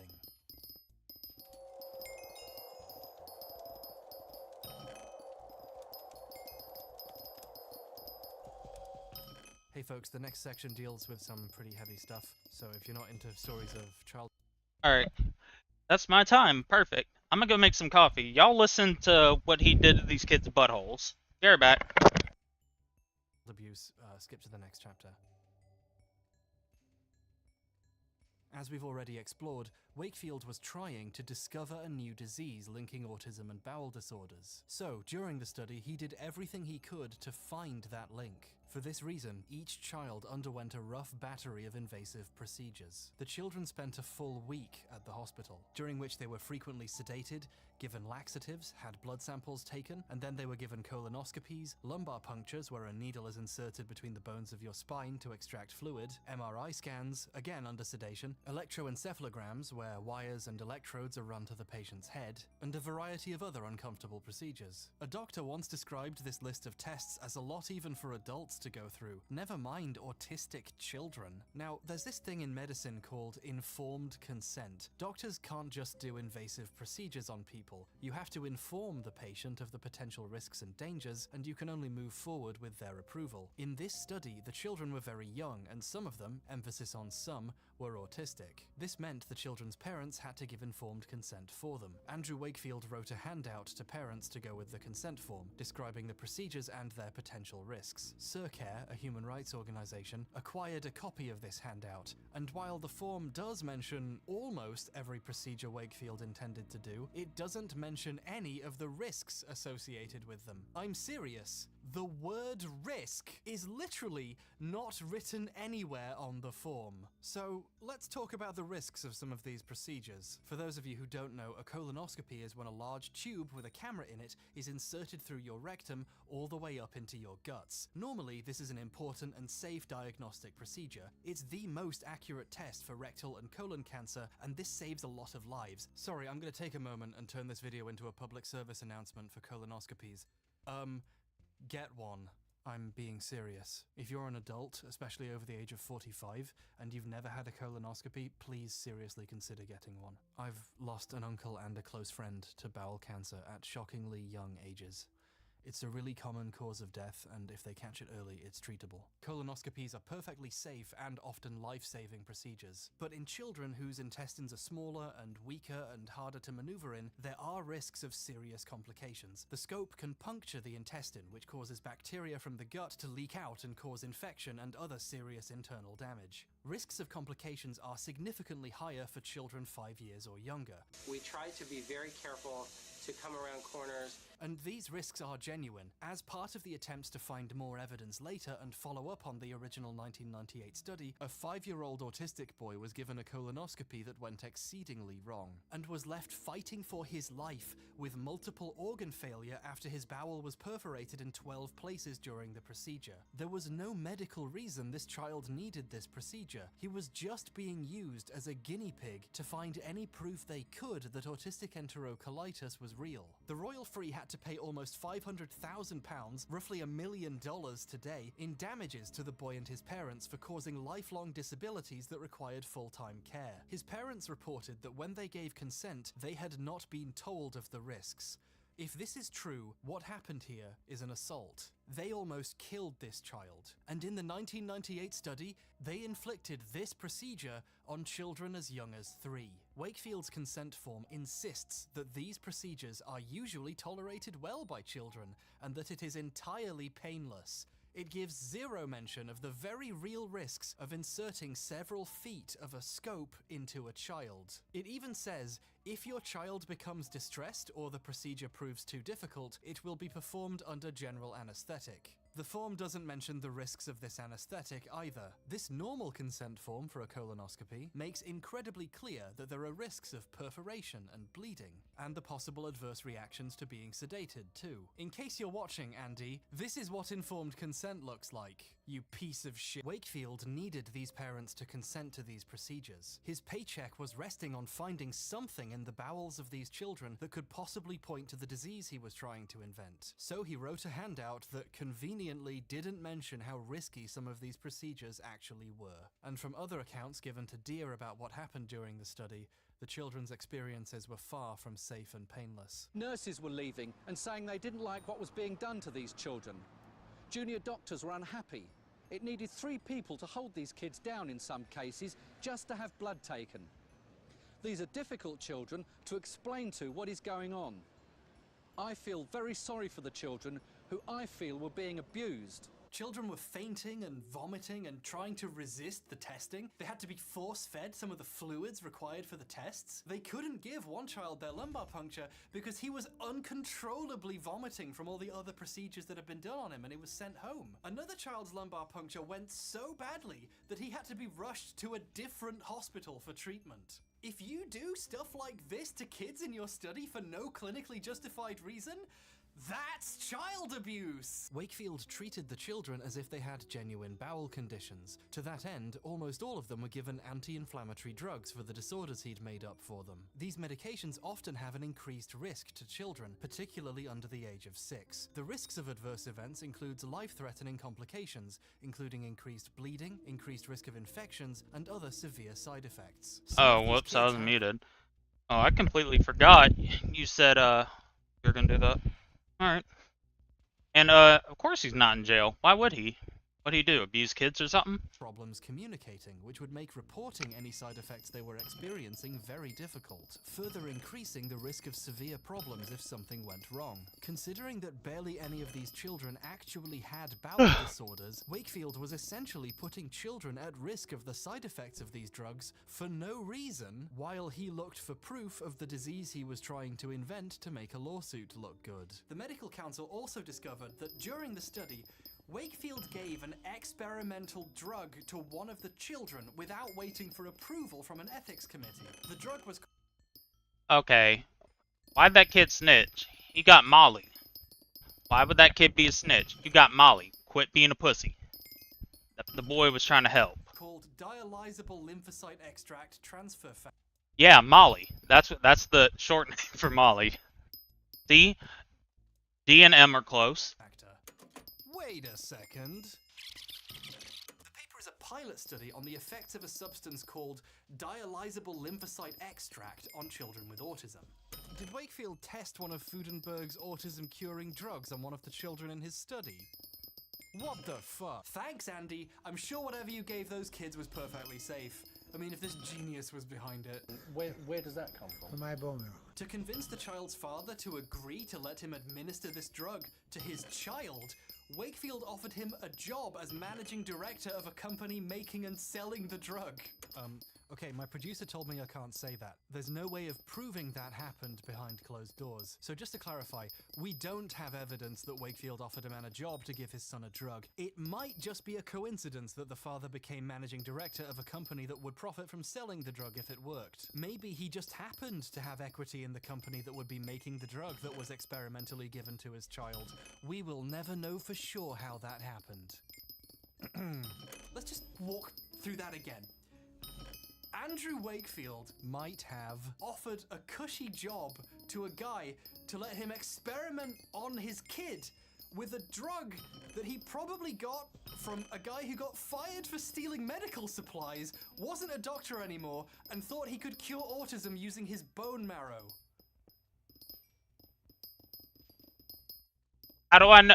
You know what? What's wrong with that? How do I know that the drugs are good anyway if he ain't getting high off his own supply? Who's gonna test them drugs? The people that need it? No. See, Dr. Ludenberg needed that horse tranquilizer. He needed that ketamine. The aristocrats! On top of all of this, during the investigation, the medical council found out that during one of his own children's birthday parties, Andrew Jeremy Wakefield lined up all the other kids at the party and offered them money for their blood. I have to try and explain this. In order to find any potentially useful evidence for his study for the lawsuit, he needed the blood of non-autistic children so he could compare it and see what he could find. But to get the blood, instead of like putting in a request for non-autistic children's blood, or like calling for volunteers to come to the hospital and give their blood, and without running it past an ethics committee, he offered his children's friends £5 for their blood. And no, that's not like an allegation that someone might have made up. Wakefield told people that story at a conference in 1999. When we did this at that party, 2 children fainted, one threw up over his mother. But and people said to me, Andy, can't do this, children won't come back to you. At the hearing, he claimed to have made up the part about throwing up and fainting for dramatic effect. His best defense of his extremely unethical and weird behavior was that he made some of it up. Shockingly, telling the ethics committee that he was a fucking liar didn't help his case. Speaking later in an interview, Wakefield defended the birthday party child blood bribes, saying it was all totally fine. The only problem was that it did not have an approval from the hospital ethics committee. That does not make it unethical.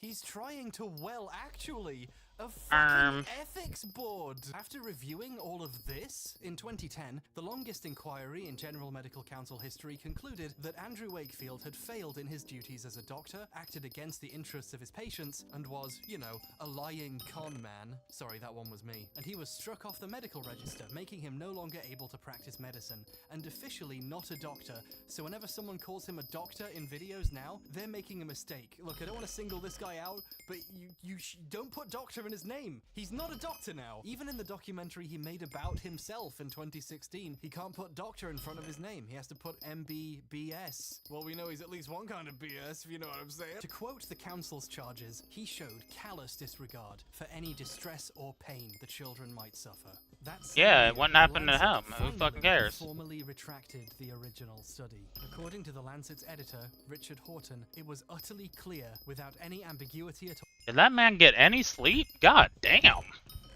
The statements in the paper were utterly false. Well done, Richard. Here's a round of applause for you. Better too late than never, I guess. That's not really an expression, is it? The conclusion of the inquiry is protested by Wakefield's remaining supporters. While a news crew attempts to interview one of his critics, one of his supporters attempts to shout him down and make sure he can't say anything, while another off-screen holds up a book insisting it is they who are being silenced. The irony is, apparently, lost on them. Wakefield appeared before his flock to say this was all completely unjust. And I invite anyone to examine the contents of these proceedings and come to their own conclusion. I think we just did. Buddy. Wakefield did lose a lot of his popularity when the extent of his abuse and fraud was made known, but he still had a few dedicated fans, often the parents of autistic children who'd followed him so far that they refused to accept what he did. To Wakefield, these desperate people are the perfect market. I suspect the main reason he turned up in the last few days of his hearing was to advertise the book he'd written all about it on national TV. The book alleges that the medical council hearings are just trying to crush him to protect vaccines. He titled the book Callous Disregard after one of the council's comments about him. It's trying to be an ironic reference, like he's accusing mainstream medicine of callously disregarding the victims of MMR, but I don't think he considered the implications of quoting a doctor pointing out he abused children on the cover of a book with a big picture of his face on it. It's a real if I did it situation. Also in the dedication he thanks his long-suffering wife, who's with him here on the cover. She's not his wife anymore though. I guess she suffered enough, and like separate vaccines before it, Wakefield made sure. By the way, let me just say, if you are the wife of people like this, you are just as bad as the husband. I don't care. Why the fuck would you stay married to someone doing this? Bitch, you are just as bad. To recommend his book in every interview he got. These numbers, the dates were all fabricated to sort of make a case.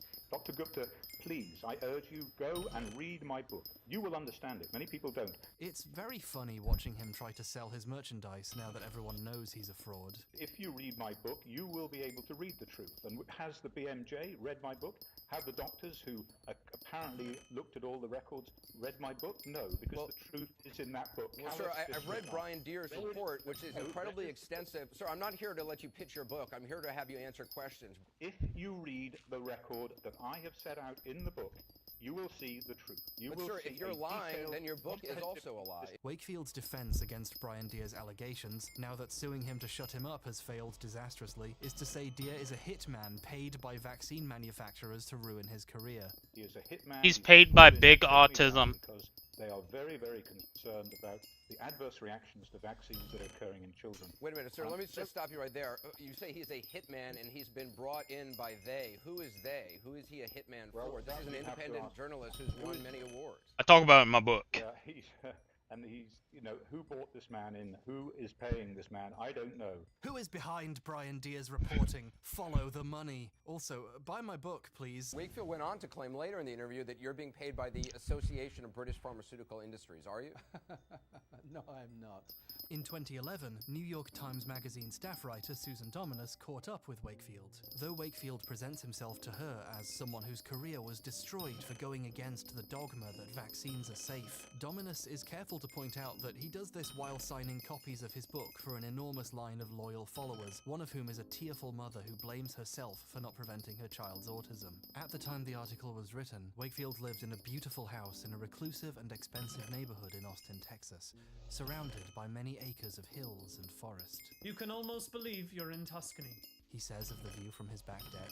The book made him a decent amount of money, as have his many paid speaking engagements at anti-vaccine conferences, where he's lauded as the celebrity who got the movement started. There's the hundreds of thousands of pounds he got paid to do the study, of course, and the multiple documentaries about him and his life can't have been too shabby for him. It's genuinely shocking how obviously he's just grifting anti-vaccine people for as much money as he can. His 2016 film, Vaxxed, is available at a discount on his website if you buy it in a pack of 10.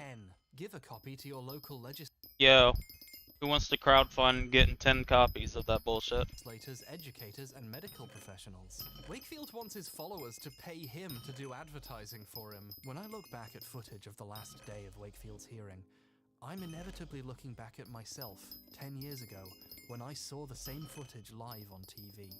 At the time, I saw these people as Wakefield's defenders, but in a way, they were also his victims. For a decade now, since I was a teenager, I've been thinking about this woman.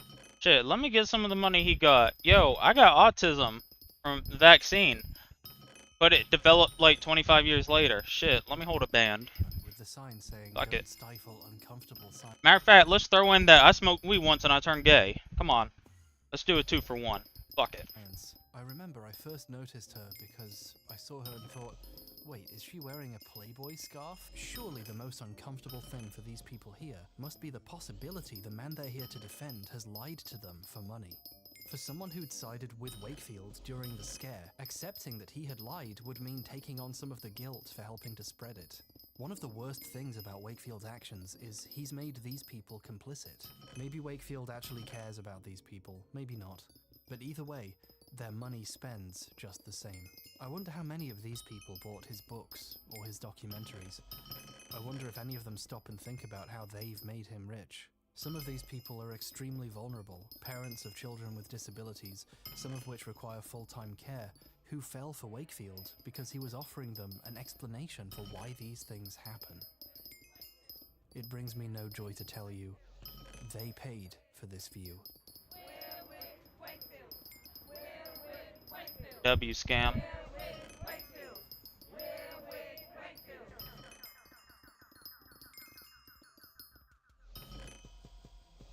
At the end of all this, I ask the eternal question asked of every major fraudster in history. How could someone do all this? Cause all this fear and doubt that has led to real, tangible harm against your fellow human beings?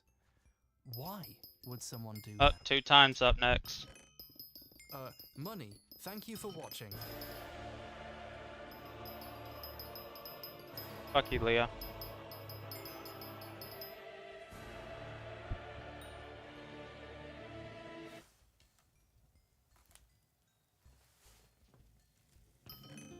Seconds. There's probably a lot of people you could blame for anti-vaccine beliefs getting as far as they have. The anxieties people have right now didn't come from nowhere. Wakefield's legacy is built into the very DNA of modern vaccine hesitancy. Or the RNA, am I right? Nice one, Kat. It's very clever. Whenever you try to trace a trend of skepticism about vaccines far enough, it almost always leads back to the fear and anxiety that started in 1998 and the men behind it. Take, for example, Bill Maher. Maher is a proponent of the possible link between vaccines and autism, and frequently has anti-vaccine activists on his show. Granted, he also has people on who think that's ridiculous, so that's kind of like being fair and balanced. His general stance is that vaccines can be good, but he doesn't really go for them because he's got a better idea. I am not a germ theory denier. I understand that germs and viruses cause diseases. I may have been a little cocky about it because I discovered from first-hand experience that I could stave them off better with proper nutrition. If your child dies of measles, it's because he didn't eat his vegetables. Bubonic plague? Skip a trip to McDonald's, sheeple. Throughout the years, Bill has repeated over and over his distrust of vaccines and the possible side effects they might pose. I've tried to find an example of him citing a source or giving some kind of data, but no, it's always this general sense that people think something might be wrong. There's all these parents who say, I had a normal child, got the vaccine. This story keeps coming over. Lots of parents are saying stuff, and that's basically evidence. And of course there's the old standout, lots of people feel like me. I was attacked for saying we should look into this and I don't believe in it, and lots of people feel the same way. I've heard a lot of stuff about feelings being more important than facts, so this is basically science, right? Bill, you having us on the show and rehashing all these problems you got yourself into on your last show. It's like going on a date and talking about your ex-wife. If an intellectual titan like Bill Maher thinks vaccines might be dangerous, he must believe it for a good reason. I did a lot of digging on this, and I found a time when he made a concrete scientific claim about vaccines. In 2005, he was interviewed on Larry King Live. This isn't footage of that interview, I couldn't find footage of this one, but there is a transcript on the CNN website. During this interview, they discussed the flu shot, which King had been taking for 25 years. Maher tells him the best defense against disease is to have a strong immune system. I guess that's where the proper nutrition comes in, and says that the flu shot is actually bad for your immune system. He cites a strong distrust of what he calls Western medicine, which is a bit of a Eurocentric misnomer. A lot of non-Western countries develop vaccines and other modern medicine, you know? Whatever, he doesn't care. The conversation then turns to the avian flu, which was a real concern at the time. Bill states that he's not worried about bird flu and gives a fascinatingly vague list of reasons why. First of all, it's not going to happen, which was a very clever insight, right up until something like that really did happen.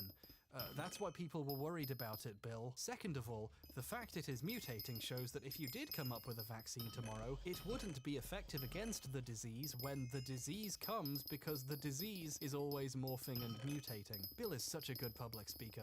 The fact that vaccines actually help stop the disease from spreading and therefore developing those mutations in the first place is lost on him. Well, it was, but he got vaccinated for COVID-19, so clearly he sees the value now. This is attached to an announcement that he got the virus, so this week's show has to be cancelled. Apparently he's asymptomatic and feels fine, so I guess vaccines are pretty good, aren't they? Considering how at-risk unvaccinated 65-year-olds are for this virus, I'm really glad he got vaccinated for his sake. But they should probably just cancel his show completely. I mean, we don't want to risk losing a national treasure. The reality is, a lot of pseudo-libertarian skepticism about Western medicine instantly falls apart the second it has to interact with reality, where people really do die of diseases. For example, the man he is speaking to. Larry King passed away this year of complications from COVID-19. It's hot, sorry. Anyway, Ma tells King that vaccines are just a trick to get money. It's just a way to funnel money into the pharmaceutical companies. Follow the money. You'll find out where the bird flu is. If bird flu had got bad enough, you can guarantee Ma would have paid top dollar for the vaccine. Anyway, the discussion goes downhill even further for Ma when King points out that vaccines are great, and polio was virtually eradicated thanks to vaccination. Bill gives this beautiful reply. Yes, but, you know, there are many books out that will, and I'm not well enough versed on it to talk about it, that will indicate that there are other reasons why it was. And a lot of diseases that have been, they say... See, I didn't get my vaccines because of, two of my favorite heroes. The 6'8" man that cosplays as a, that does dress up every stream and plays Call of Duty, and the 5'2" guy that hates trans people. See, they didn't get vaccines, so, you know, those are the smart people. Whoa, this was eliminated because of a vaccine. They find out, well, no, actually, the country got toilets, and that's what happened. I think Bill really does a good job of summing up a lot of people's beliefs about vaccination here. Ma thinks it's smart to be skeptical about vaccines, right up until there's consequences for himself, of course, but his explanations are all unfounded and unscientific. The best he can say is there's probably books out there that prove he's right. Maybe, but he's not read them. This isn't skepticism. This is ignorance trying to sound like skepticism. To bring it all full circle, it seems like Bill's beliefs about vaccines are really based on that big scare that started in the late 90s. After all, the only factoid he seems to ever be able to remember is that lots of parents said they were bad that one time. And that's not even a fact, that's some opinions he remembers. I'd joke that it's a pity they don't make a vaccine for confirmation bias, but he wouldn't have got it, would he? There is, however, one time in this old interview where he really does attempt to make a scientific claim. He tells Larry that if you get the flu shot more than 5 years in a row, it tenfold increases the risk of getting Alzheimer's. That's a really specific thing to say. Maybe by checking this claim out, we can figure out who he's getting his beliefs from. I looked, and there are actually studies on the impact of vaccination on rates of Alzheimer's. The risk of Alzheimer's goes down. Okay, so this clearly isn't his source. I did some more digging though, and I found that in 1997, at a vaccine conference, in one guy's presentation, he said that a scientist had found that this happens. There's no study cited here, but that's at least a source for Bill's claims. Let's check the doctor's papers and see if we can find out for ourselves. Gutenberg. Wait a second, I blurred the scientist's name out by accident. Let me fix that. Dr. Hugh Fudenberg.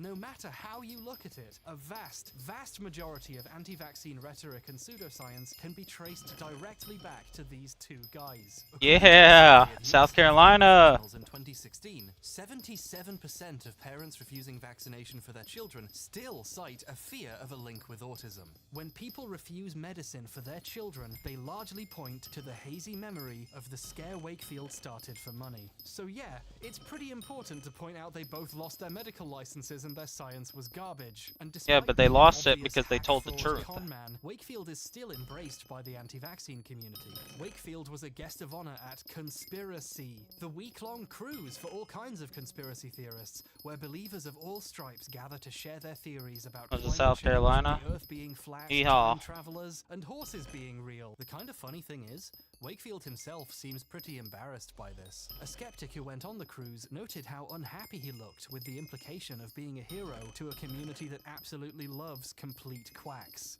The story of my life is basically how to take a perfectly good career and flush it down the toilet. Luckily for Wakefield, the toilet is full of money, and all he has to do to get it is lean further and further away from science and deeper into this culture. He's had to pivot to saying all vaccines are dangerous because his new anti-vaccine audience aren't very receptive to the old claim that I'm not anti-vaccine, just one vaccine is dangerous, and I recommend mine instead. I don't think these people would buy a 10-pack of that story. And of course, in the middle of the pandemic that is currently happening, Wakefield emerged from his mansion to remind everyone that a virus that has so far killed over 3 million people is better than being vaccinated against it. W. As Nelson Mandela said at his trial, there are ideals worth dying for. Presumably of COVID-19. I don't want to get too dramatic, but better to die as a free man than live as a slave! I don't think that was too dramatic, do you? The fact the movement he started is still based almost completely on his lies is pretty important to point out. And, in fact, it's useful to point it out, because despite how it might look, the truth can be a powerful thing. Once Wakefield got chased out to America and had his medical license taken away, vaccination rates in the UK recovered. I love this because you can basically see the effects of Brian Deer's reporting on a graph. Like, the scare starts and it gets worse and worse and worse, and then Brian Deer's reporting comes out and bam, it's on its way back up. Like, the truth does make a difference. And then, when Wakefield's license was taken away, we went right back up to pre-scare levels. Of course, getting chased out to America meant he started peddling his lies in America, so sorry about that, but it does seem pretty clear that the truth helps people make up their minds about this stuff.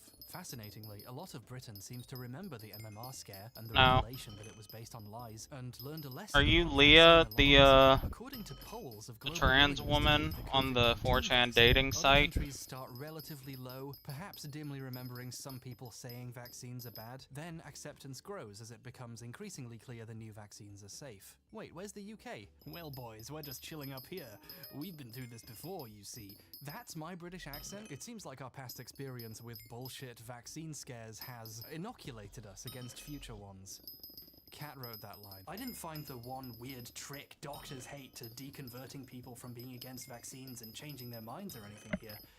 All we've really discovered is that if you lay the whole story out like this, people can do a good job of making. Dang, that's the same answer for me then, The huh? actual scientific community works very hard to be receptive to potential side effects. When even the potential possibility of one of the vaccines having side effects came up, the FDA and the CDC briefly recommended not getting it for a while, until later when they checked and were sure it was fine. Vaccine safety is taken extremely seriously by medical scientists and doctors. I'm gonna be real, if you got that, what is it? If you got that Johnson & Johnson, COVID shot, you won't die. I'll be real. For obvious reasons. I don't know, I don't farm. Actually, here's a fun example of how stringent the community is about vaccines. Wakefield's alternative vaccine was based on such bad science, it would never have made it out of clinical trials. The medical work behind it was awful. I mean, one of its author's names is spelled wrong on page 1. The science on the following pages is roughly what you'd expect from something like that. I think I might actually make a bonus video for patrons just covering this vaccine patent because it is whack. Really, Andrew Wakefield was always doomed to end up as a scam artist. He wasn't very good at the science when he was a doctor. All the coronavirus vaccines currently in use have passed tests and checks that his alternative measles vaccine would never have done. Wakefield can pretend he's not going to get the vaccine and appear at health freedom summits that recommend you don't get it, and instead eliminate toxins with only affordable products and cooking hacks. But I certainly hope for his sake that he just gets the vaccine in secret, because otherwise the next cruise is going to have a fucking body count. There is another way the truth can change people's minds.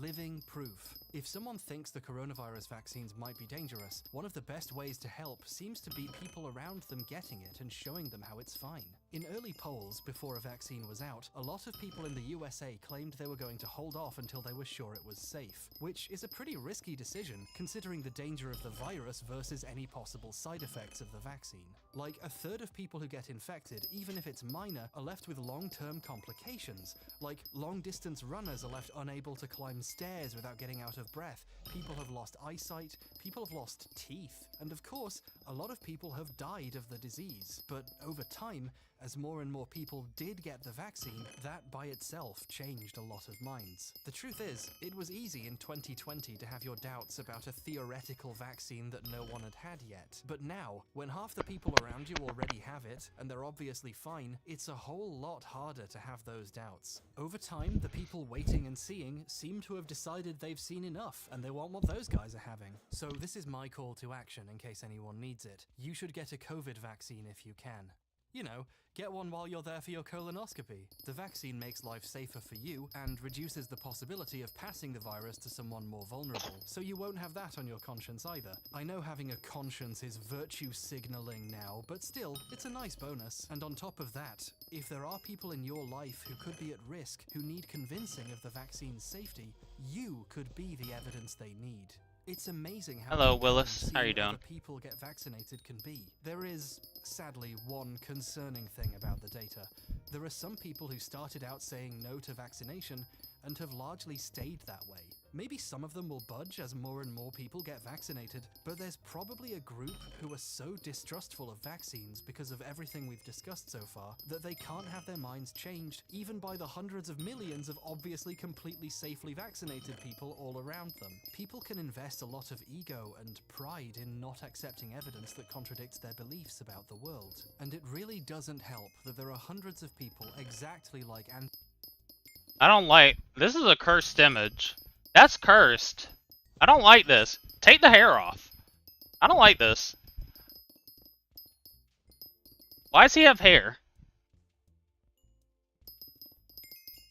The gay frog water made him lose hair. Andrew Wakefield, who are ready to tell them everything they believe is already true, and they just need to buy their supplements, or DVDs, or cooking hacks, and enable people to convince themselves that they don't need to do any more thinking. For a small fee, of course. Ah, come on though, comparing Wakefield to Alex Jones, that's a bit much. There's no way Wakefield would stoop to... Have you learned nothing? Good to have you here with us. It's great to be here, Alex. Thank you very much. Changing these people's minds really should be their job, and it's nobody else's fault that they're struggling with it. But I think the future of this kind of discussion resides in finding more compelling ways of communicating the truth to people who aren't used to hearing it. I hope in some way this video has helped.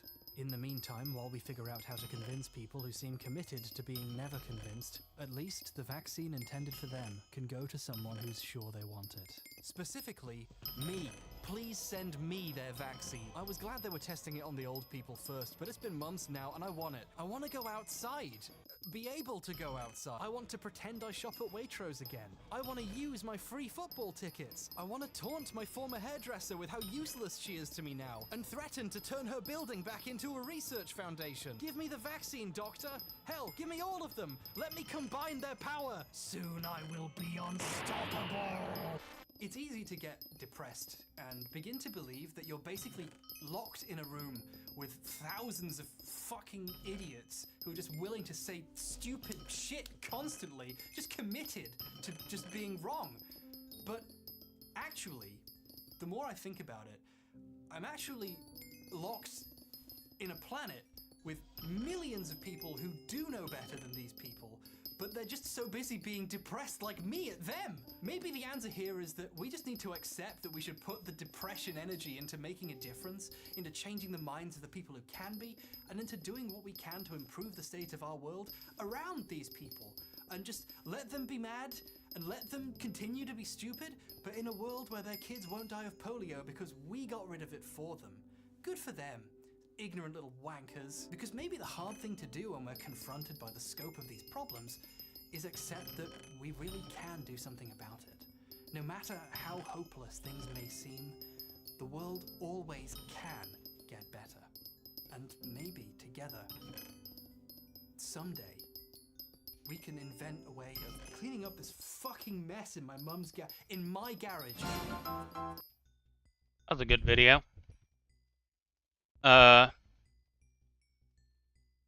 Vaccine made me autism gay. Let me see.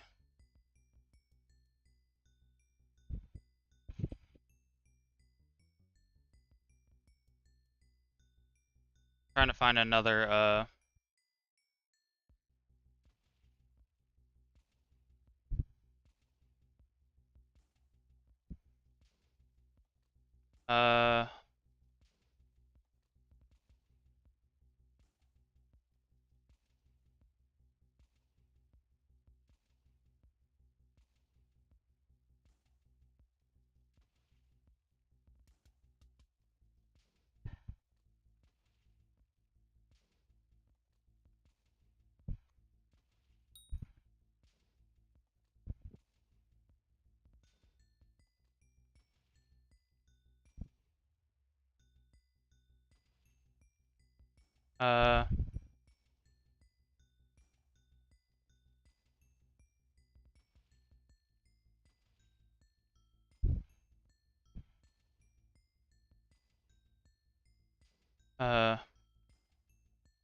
I'll look up something in a minute. Hold on. Let this bitch play her music or whatever.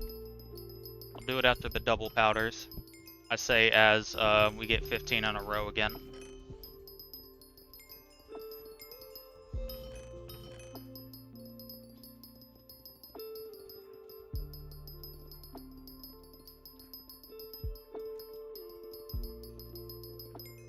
I want to find another one on like crime or like specific. I want to find videos like how H-Bomber does it, like about specific people, like H-Bomber and like how Wendigoon do videos. Because those are interesting.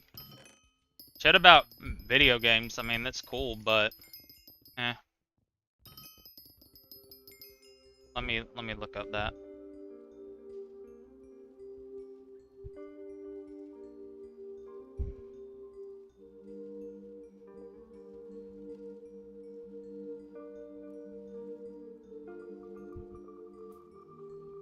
Oh wait, hold on.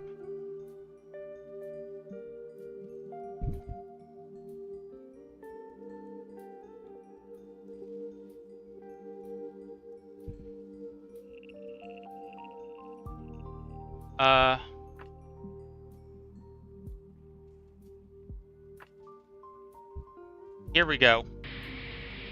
How could a massive aircraft filled with... Oh no, I need this one. Hold on. So, y'all remember that airplane that crashed in Malaysia? A couple, like, 10 years ago?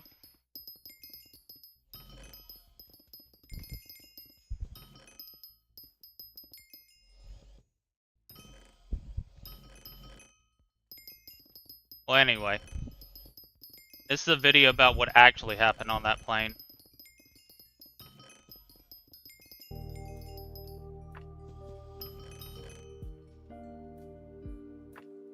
Oh, whoops.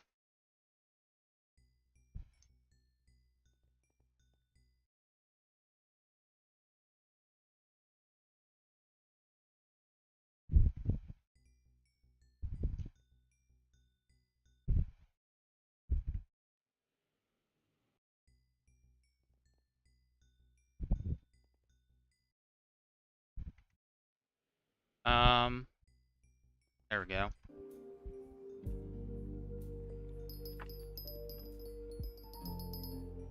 God damn it, why is it? 239 people simply vanish from the face of the earth. It might seem impossible in the modern era, but this is exactly what happened to Malaysia Airlines Flight 370 on March 8, 2014. There are countless theories which try to explain the mysterious disappearance. Everything from a remote control hijacking to exploding fruit in the cargo bay have been suggested. But what if the truth is even more disturbing?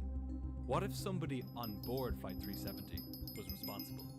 This is the chilling story of Malaysia Airlines Flight 370, and it's a story that might finally help us find the missing plane.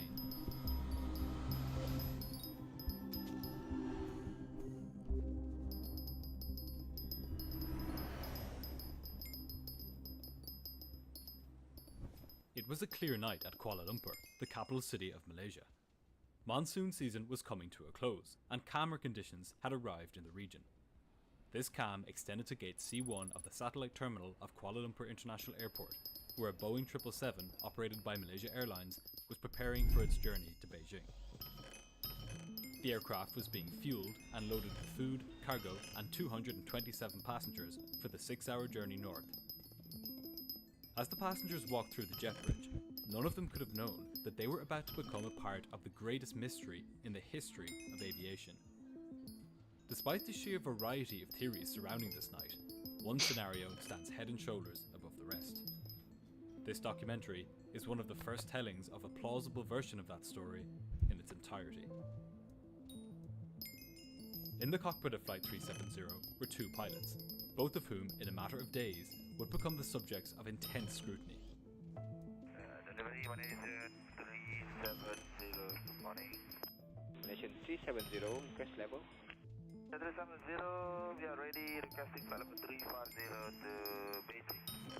That's First Officer Farik Abdul Hamid, requesting clearance to Beijing from air traffic control. This was a special flight for the 27-year-old. Flight 370 was his last training flight before being signed off to fly the Boeing 777.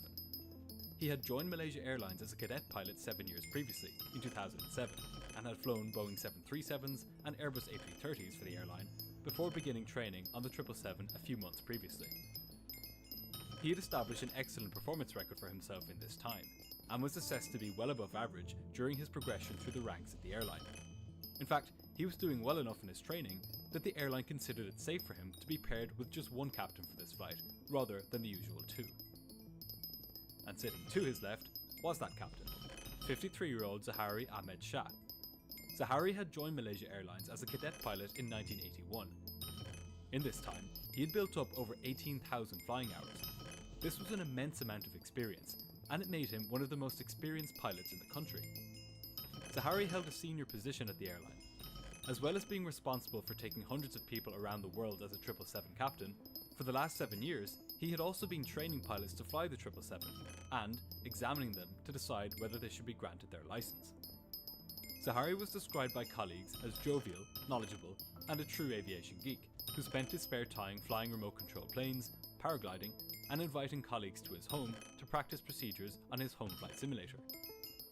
But in the scenario which we're now exploring, there was much more to Captain Zahari than would be suggested by his disarming exterior.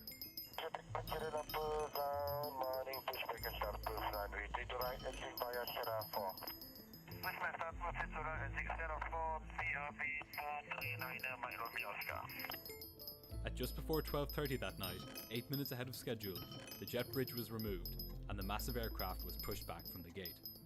It was now a sealed vessel, operating under its own power and untethered to the outside world. On board were 227 passengers, 10 flight attendants, and 49 metric tons of fuel. Some would later speculate that the captain took on an unnecessarily large, or even a suspicious amount of fuel, about 30 minutes more than was required for the distance. But the truth is that Malaysia Airlines mandated all Beijing-bound flights to take on 30 minutes of additional holding fuel, so there is nothing suspicious here. Zahari nudged the 777's throttles forwards and began taxiing out to runway 32 right at Kuala Lumpur. It was procedure at Malaysia Airlines that the captain should taxi the aircraft on the ground, while the first officer handled the radios. Once the plane had reached the runway, the first officer would take over and fly the aircraft to Beijing, with the captain handling the radios. As Zahari taxied out to the runway, the passengers settled in and tried to get some sleep. They would soon be in for a rude awakening. Please don't. Thank you. At 20 minutes to 1 that morning, the aircraft lined up at the runway. Ahead of it were 4 kilometers of concrete and a dark, open sky. 370, 32 right of takeoff. This is too much shit to be a pilot. I would forget.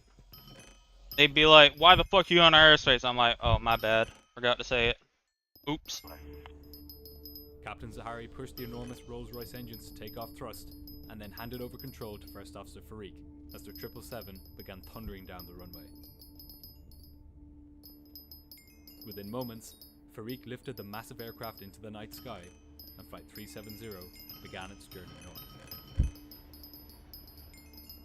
As the plane climbed out, Zahari contacted departure control. Malaysian 370. Malaysian 370, selamat pagi. Identify climb flight level 180. Cancel aside return right direct to Hikari. Okay, level 180 direct Hikari, Malaysian 370. As well as clearing the flight to climb to 18,000 feet, the controller had given the pilots a shortcut, allowing them to go straight to a waypoint further along their route, known as Igari. This waypoint, Igari, is kind of an unusual one. It's one of the few waypoints on the planet which is bordered by a total of 5 different airspaces, namely those of Malaysia, Thailand, Cambodia, Vietnam, and Singapore. Leah, they were flying over you, Leah. Leah, they were flying over you. This fact will take on an eerie significance in the scenario which we're about to explore. The plane continued climbing out as normal, leaving behind the bright orange sea of lights that was Kuala Lumpur. Its flight plan would take it northeast over the Malaysian peninsula and then out over the South China Sea. Before long, the departure controller handed Flight 370 off to Lumpur radar control, who was responsible for a higher altitude portion of the country's airspace. 370, contact Lumpur radar 13269. Alright, 13269 Malaysian 370. Zahari dialed this. Y'all remember this flight, right? Or were y'all too young to remember this at all? I'm just curious real quick. Do y'all remember this airline going missing? Or were y'all too young to understand it?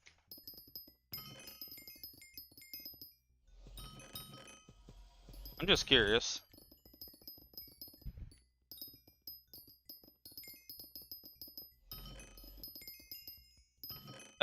Malaysian Airline 370. The one that was in like 2013, 2014. That just disappeared and nobody found it. That's what this video's about. Well, this one is like the biggest recent one. Malaysian Airlines 370. It was in like 2013. I mean, that's what we're watching. That's what I mean. I just saying I don't know if y'all remember that whole hysteria when it happened. Because everybody was freaking the fuck out. Because everybody literally was like, how the fuck did a plane just disappear? Well, this guy and a bunch of others have figured out what happened. Frequency into his radio set and made contact with the new controller. Control Malaysian 370. Malaysian 370, Lumpur radar, good morning, climb flight level 250. Morning, level 250, Malaysian 370. Yeah, that's why I had to ask real quick, do y'all even remember? Because I was like 15, so I remember it specifically because I think I used to post memes about it on like the meme pages I ran. I think it was like,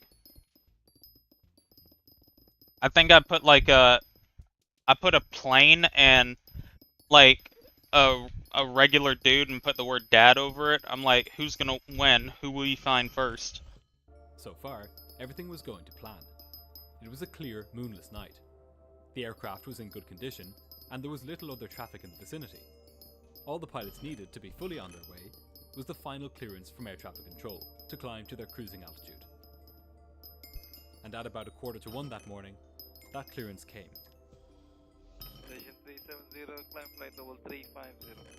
Climb level 350, Malaysian 370. About 20 minutes after takeoff, Flight 370 had reached this cruising altitude of flight level 350, or about 35,000 feet. When it did, Zahari made a routine report to air traffic control. Malaysian 370, maintaining level 350. Malaysian 370. About 6 minutes later, he made this report again.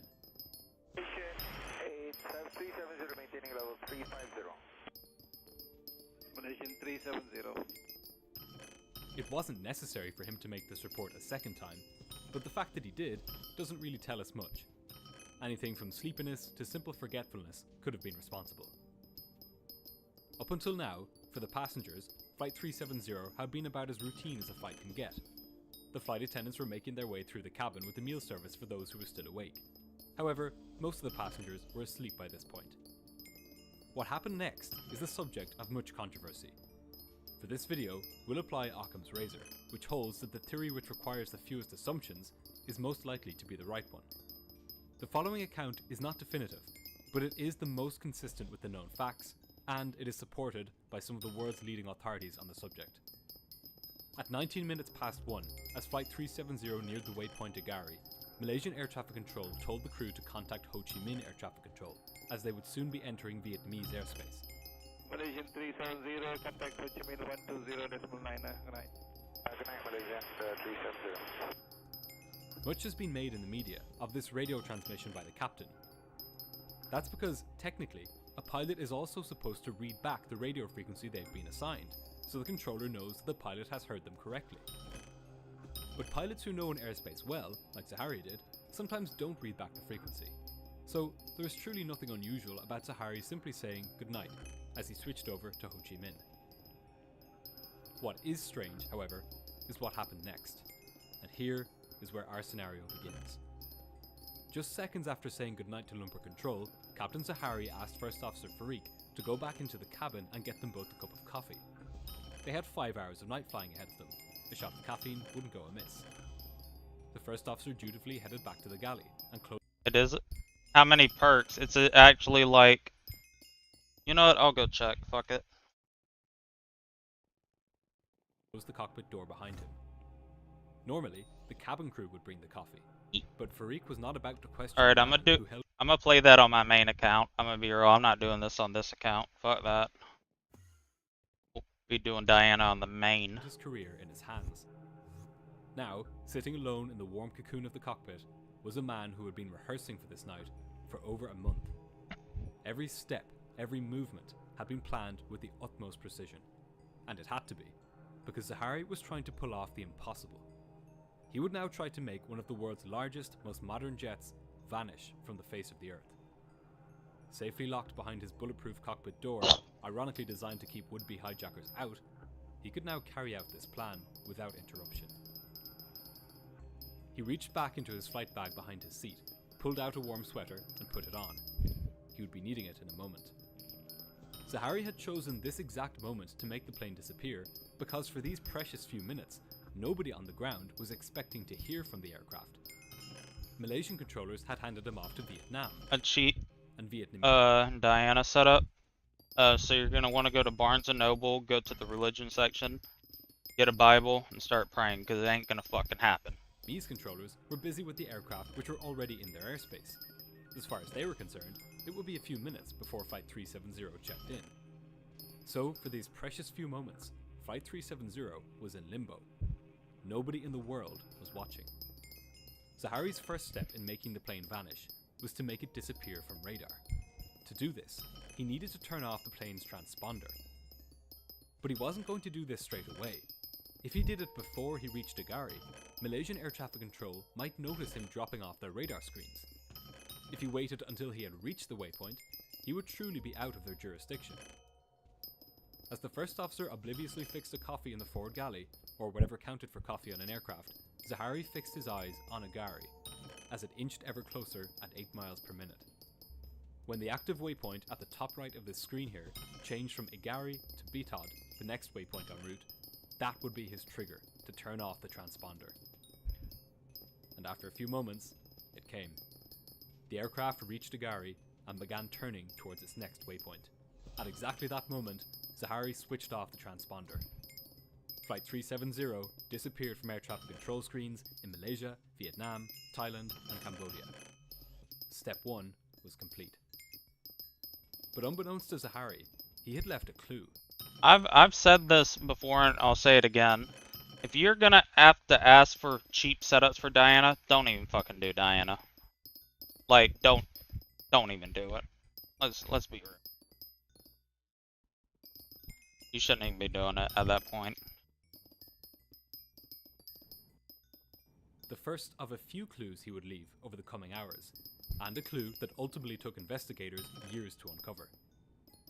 The transponder of the Boeing 777 has basically 3 settings.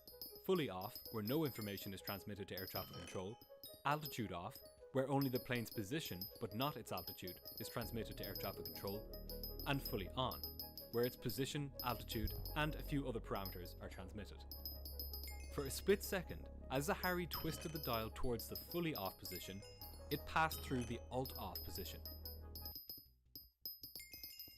Well, dog, you're asking someone...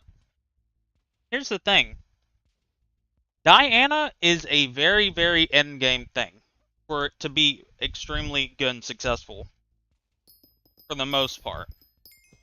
If you're having to ask for the cheapest set for an event, I wouldn't do it. Because the same people that... First off, I can't tell you how many people used to join my streams, liquidate to buy a Griffin and realize they couldn't kill shit. Not saying you couldn't, obviously, but I'm just saying, it's from the amount of times I've seen shit. Not only that, I've seen people liquidate and then ask me, can I kill their champions? I mean, it can be. Yeah, sure, fuck it. But you said cheap setup, motherfucker. You didn't say hype. What up, Felice? Unbeknownst to him, for that telling split second, as the dial passed through alt-off, stations on the ground received the plane's position, while its altitude read 0. This is not what would happen if the plane had experienced a massive electrical failure, leading to the loss of the transponder, among other systems. If that had happened, all of the data would have been lost at once. I mean, if you want to do it, sure. But like I said, it's just gambling. You're literally gambling, because I literally, when I do Diana, I usually play solo. I have 400 plus Magic Find during Diana. I barely get Chimeras. Well, no, I'm not accusing you of that. I'm just saying, usually whenever I hear people say that, I'm like, I don't know if I'd do that. You know what I mean? Nothing against you personally, it's just me being like, This brief partial loss of transponder data suggests that somebody in the cockpit was turning this dial manually to the off position. But this clue wouldn't be discovered for a long time. As far as Zahari was concerned, step 1 of his plan had been completed successfully. From that moment, nobody on the ground knew where Flight 370 was. The plane continued turning towards Betod, the next waypoint on its route. Except there was still a problem. By disabling the transponder, Zahari had made the plane invisible to air traffic controllers, but Malaysia Airlines still knew that the plane was in the air.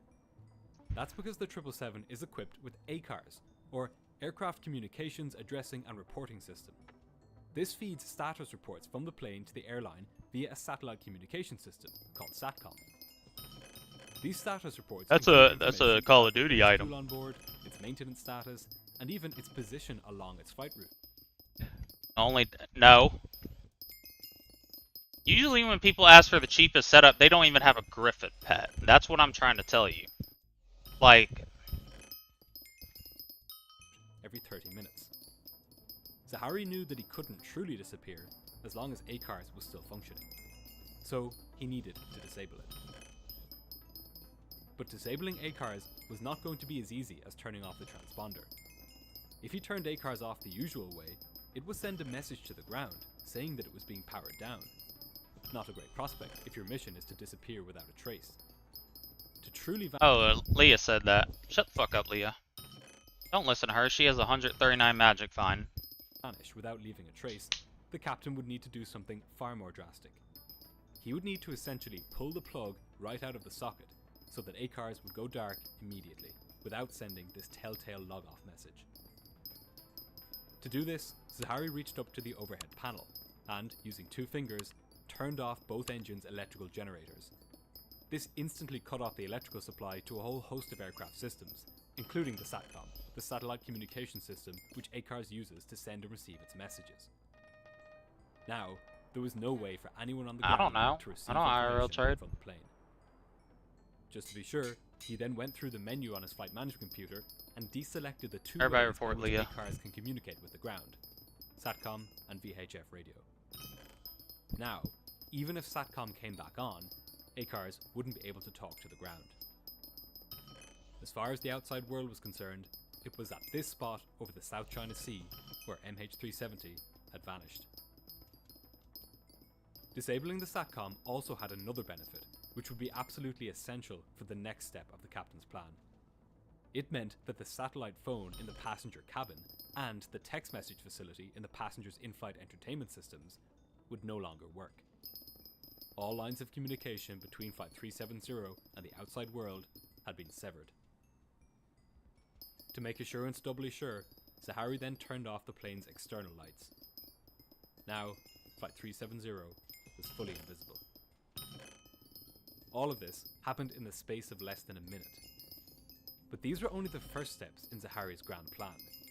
He had successfully hidden the aircraft from the people on the ground, but behind him, 238 people were expecting to be flown to Beijing.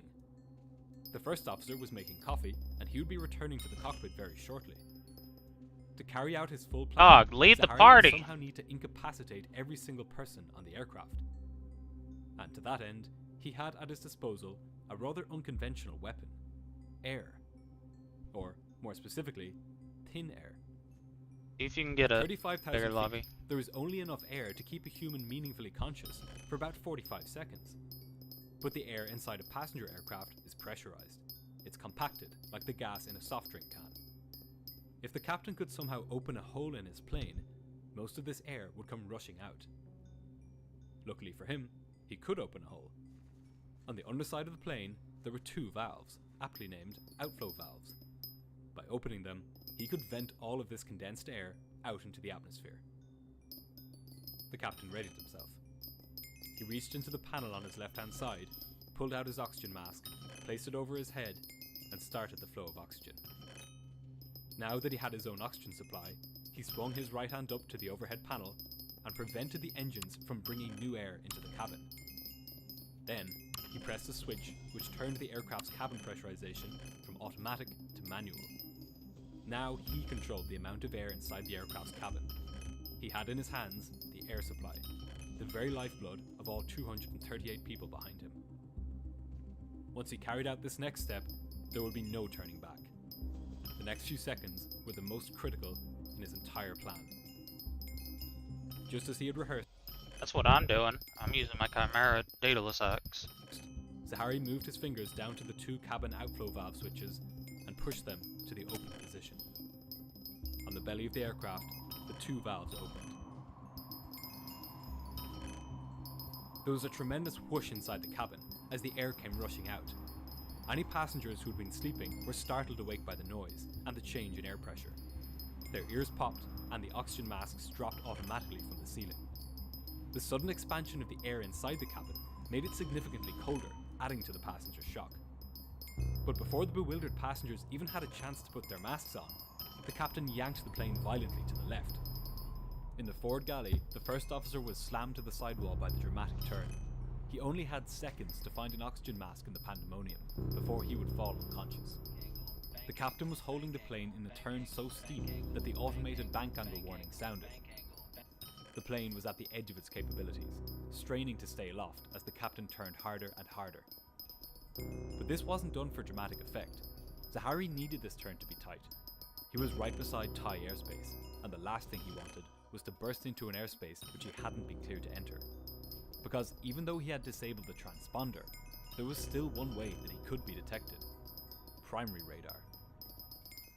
Primary radar is the most basic kind of radar, and it works on the very simple principle of reflectance.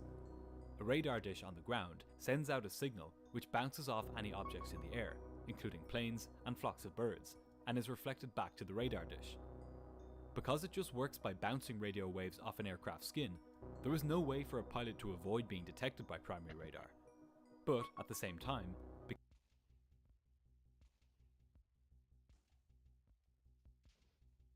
What gay-ass statement did you just type to me, Mob? I didn't even read that. because it's such a simple system, all it can tell is where an object is. It can't tell what it is, or how high it is. If Thailand's military spotted an unidentified target infringing upon their airspace, they could well scramble fighter jets to investigate who the mystery intruder was. So, as Zahari rolled rings level, just over 2 minutes after beginning his turn, he checked his position on his navigation display. To his relief, he had just about managed to avoid Thai airspace. Flight 370 was now headed in the opposite direction, back towards Malaysia. There's a small mountain in front of me, and all I need is that little head tart. I'm good. Cry about it. The first part of Zahari's mission was complete, but a massive challenge still lay ahead of him. He would now have to cross back over the Malaysian peninsula without being intercepted by the Malaysian or Thai Air Force. And he would have to do this without having his plans spoiled by the 238 people behind him. In the main cabin, the passengers were startled and confused. They had put on their oxygen masks and were listening intently to the cabin crew's instructions. The cabin crew told them that there had been a rapid decompression and that they would be descending to a breathable altitude soon. Apart from how cold the cabin had gotten, and the fact that the oxygen masks had dropped, the situation appeared to be under control. Noise levels in the cabin were normal, and now that the sharp turn was finished, the plane was more or less flying steadily. But First Officer Farik knew that this situation was anything but under control. Nowhere in any depressurization checklist does it say that the pilots should turn the plane around. Their first priority, after donning their oxygen masks, is to descend to an altitude where the air is breathable. Whatever was going on up front, it had to be very strange. During the steep turn, Farik had scrambled to sit at one of the cabin crew stations in the forward galley, and he had grabbed an oxygen mask there. Now, he was ready to return to the cockpit to help the captain with the emergency. But, secure on the other side of the impenetrable cockpit door, the captain had other plans. Passenger oxygen masks only provide about 20 minutes of oxygen. The reason for that is that this gives enough time for the pilots to descend to a safe altitude where the air is breathable. This usually takes about 10 minutes. None of the passengers or crew knew it yet, but they would not be descending to a breathable altitude. Their time was running out. First Officer Farik approached the cabin interphone at the forward left door, his heart pounding. Over his shoulder was slung one of the plane's portable oxygen bottles, which he had grabbed from its compartment. He had attached the flexible plastic mask to his face, and was breathing heavily from it as he brought his fingers to the handset. There were 15 of these oxygen bottles distributed throughout the cabin, one for each of the flight attendants on a maximum crew flight. There were just 10 cabin crew on board Flight 370, so there was more than enough for each of them. And unlike the passenger oxygen masks, these bottles had 44 minutes of oxygen, more than the crew could possibly need in any conceivable emergency. But this emergency had never been conceived of. Farik was the only person on board breathing from a portable oxygen bottle. The flight attendants had followed their training, and had quickly sat down at one of the spare passenger seats, or at a flight attendant station, and grabbed the 20-minute drop-down mask there. But Farik's situation was different. He was badly needed in the cockpit, and a portable oxygen bottle was the only way to stay conscious while he tried to regain entry. He picked up the handset, dialed the code to call the cockpit door, and put the receiver to his ear. In the cockpit, a message appeared on the captain's central display. Cabin call. If Zahari wanted to open the door, all he had to do was rotate the switch on the center pedestal from the auto position to the unlock position. The door would unlock, the light on the entry keypad outside the door would turn green, and Farik would be able to push it open. Farik waited, and watched as the light on the entry keypad continued glowing red. It should only have taken a second for the captain to unlock the door. Why was he not doing this? The first officer figured that he must have been very busy handling whatever emergency this was. He waited for a few moments, and then dialed the cockpit again. The cabin call message appeared on the captain's display, and again he ignored it. This was terrifying. The aircraft had depressurized, and it wasn't descending. Something was going seriously wrong up front in the cockpit. On the other side of the door, Zahari fixed his eyes ahead out his windscreen and onto the orange lights of the seaside town of Kota Baru. This was his entry point for his journey back across his home country, and it was perfect for this mission. His plan was to skirt the border between Thai airspace and Malaysian airspace. This way, when the Malaysian military saw the plane on radar, they would assume that it was being handled by Thai controllers, and likewise, when the Thai military saw the plane, they would assume that it was being handled by Malaysian controllers. And, Zaharia figured, even if they did realise that it was Malaysia Flight 370 after seeing it turn back at Agari, they may think that it was making an emergency return to an airport, perhaps Penang's airport, where it appeared to be heading. If this was the case, the flight would be the concern of the civilian controllers, who were surely dealing with the plane. But in reality, Malaysian civilian controllers had handed the plane off to Ho Chi Minh in Vietnam. They weren't even thinking about it anymore. Flight 370 was in limbo. Meanwhile, locked out of the cockpit, First Officer Farik could tell that despite the depressurization, the plane had still not begun to descend. He then had a terrible thought. What if the reason the door wasn't opening was that the captain had become incapacitated? Yo, if I upload this shit on YouTube, can you just grab it from there and put it on TikTok? Do you not have the video file? Or is the program just gonna upload it automatically to YouTube?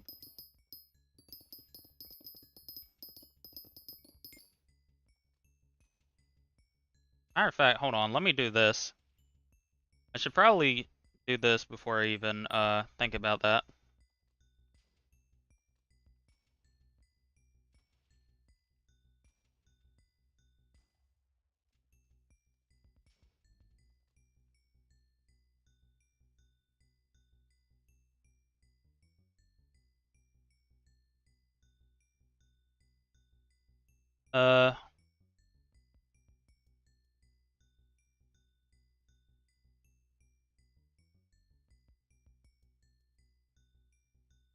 Edit profile.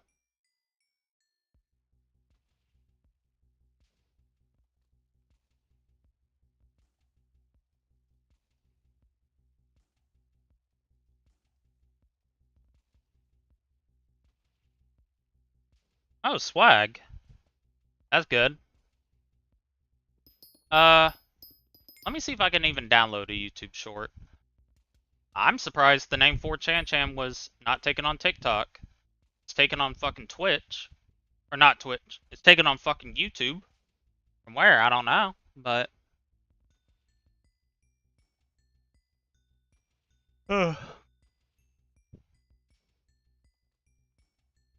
give me a second.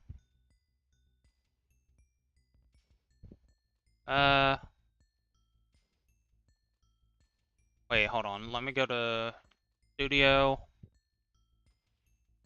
Content, Shorts. Yeah, I can.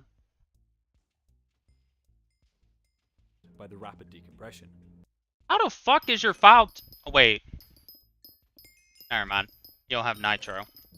I was like, the max on Discord is 500 megabytes. There's no shot a YouTube short is over 500. This would be odd though. After all, donning the oxygen masks was the first item on the checklist, which is completed even before the descent is initiated. And what's more, Captain Zahari regularly taught this scenario to pilots in the airline's flight simulators. He was more qualified than almost anybody to handle such an emergency. Spirit and butthole, my beloved. How could he simply forget oh, to yay. put on his oxygen mask? I sold There was Zazu. no time for Farik to work this out. He needed to get back inside the cockpit. He's gonna get put in the For that, stew. He had one last option. Cockpit door keypads don't just accept one code. As well as the normal code, there is a special code for the rare event in which the pilots are incapacitated and the cabin crew need to gain access. With this code, Anytime I need to powder mine, I'm just gonna, I'm a like message you repeatedly, mobbed, and just tell you get the fuck online. Apparently, our luck is crazy. That's like, this is like the third in a row, I think. We had 5 in a row earlier. So fuck it. the door opens automatically if the pilots haven't responded after 30 seconds. But of course, this emergency code could easily be used by hijackers to gain entry to the cockpit.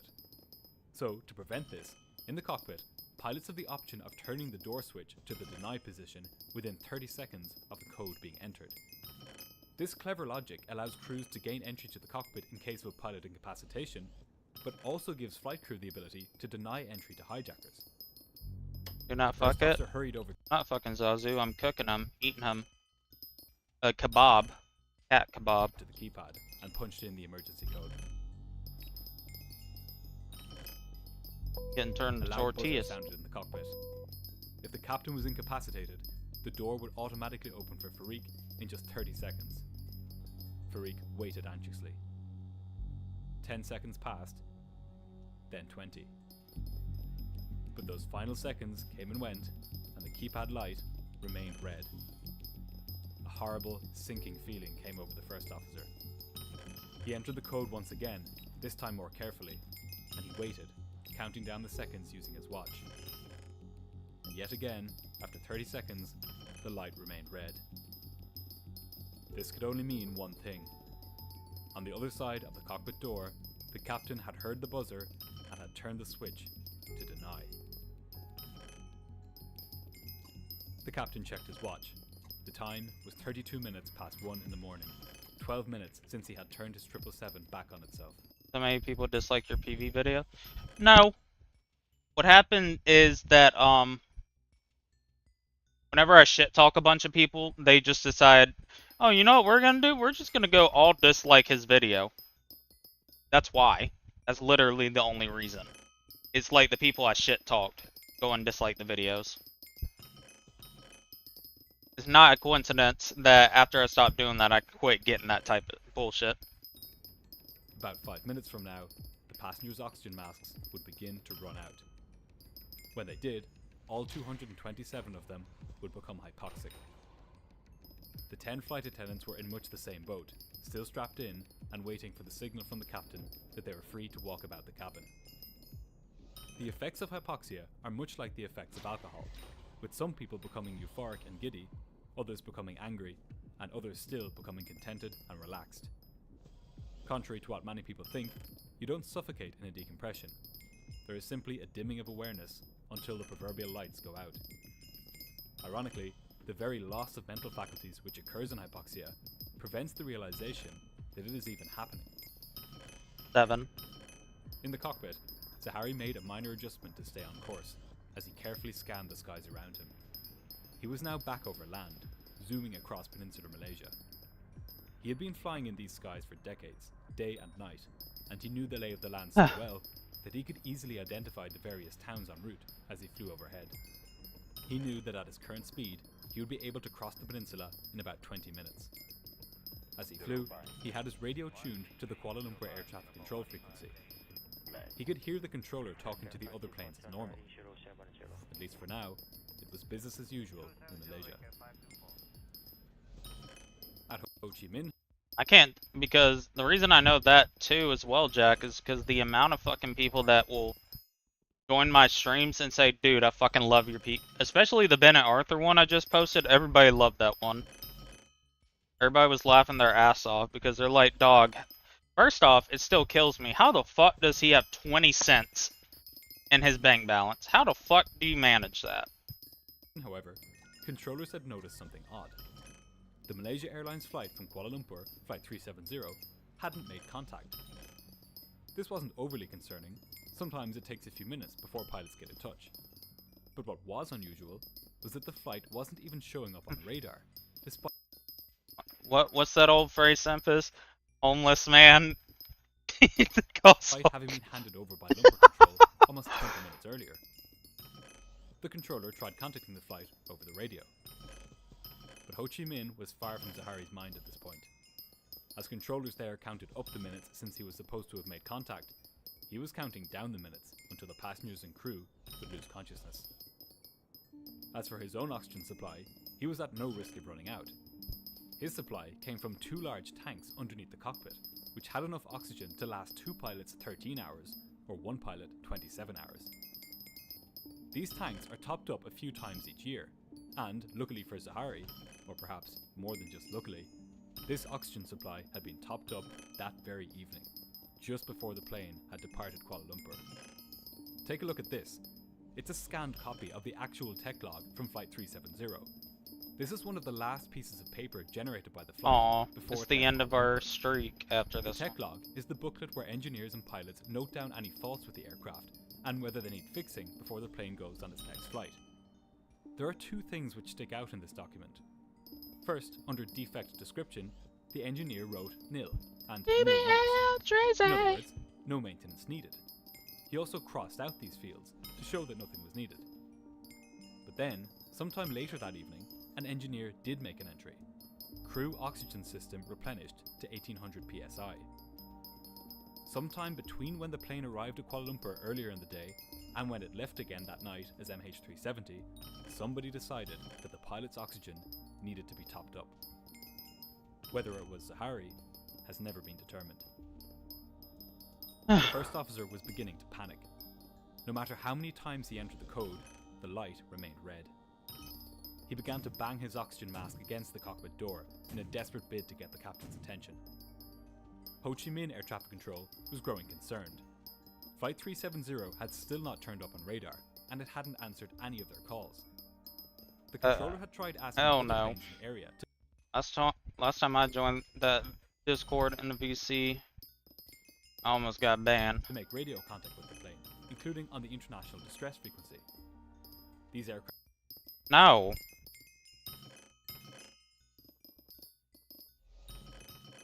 Might be poorer than me.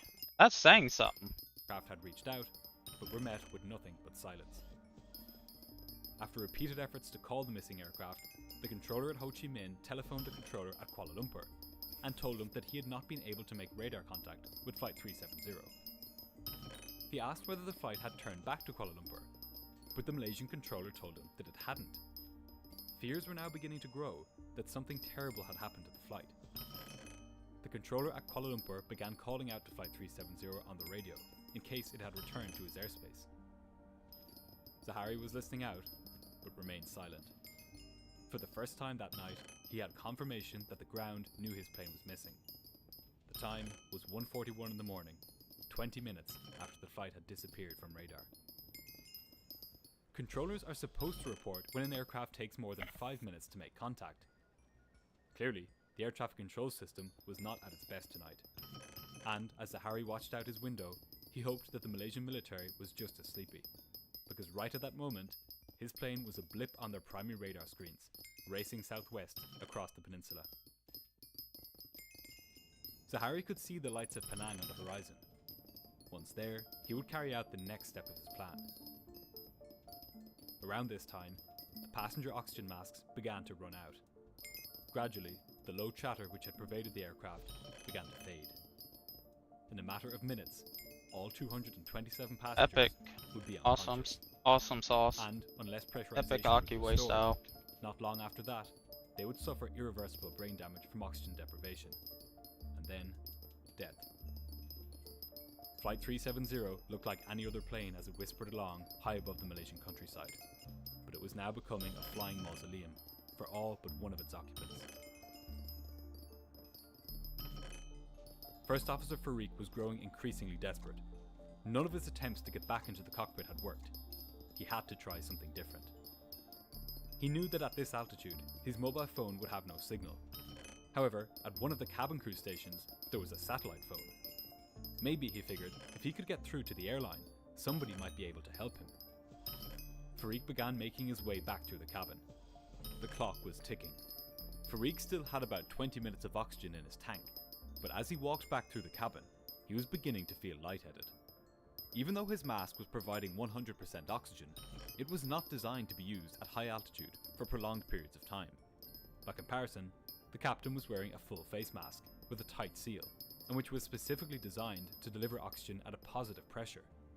This meant that it forced oxygen into his lungs at a rate which ensured that he received as much of it as he needed. And with 26 hours of oxygen remaining, he was in no rush to repressurize the plane. By now, he had calculated, all of the passengers, and most, if not all of the crew, had lost consciousness.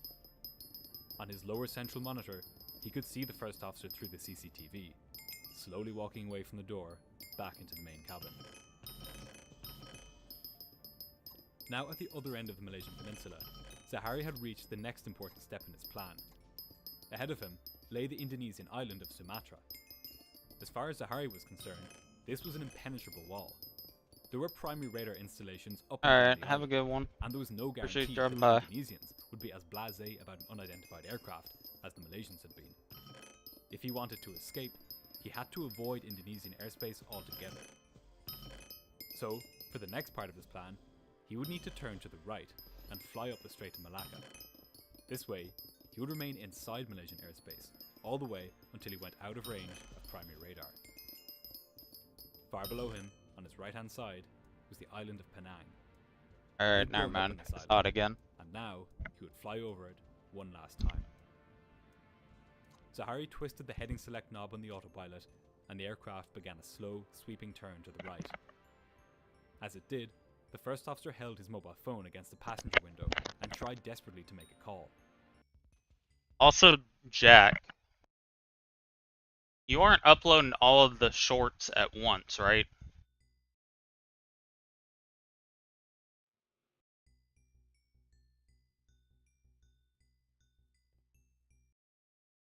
His attempts to use the onboard satellite phone had proved fruitless. He didn't know it, but the SATCOM, the satellite communication system, had been disabled by the captain. Farik could see the distinctive island of Penang beneath him, along with its airport, which he had flown to many times. This was the first time since leaving the cockpit that he had a clear idea of where the aircraft was. Normally, No. Don't do a 30-minute gap. I'm do a 1-day gap. You don't need to upload them all at once.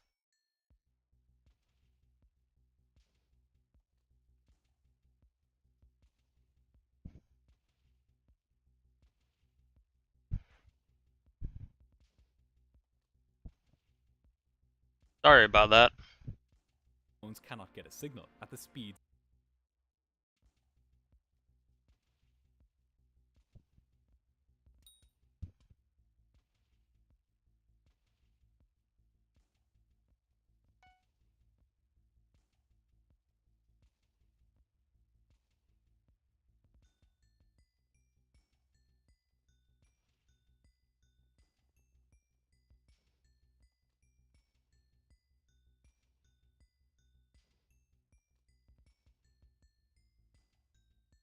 I'm at 13 out of... What do you... Wait, what? 13... What?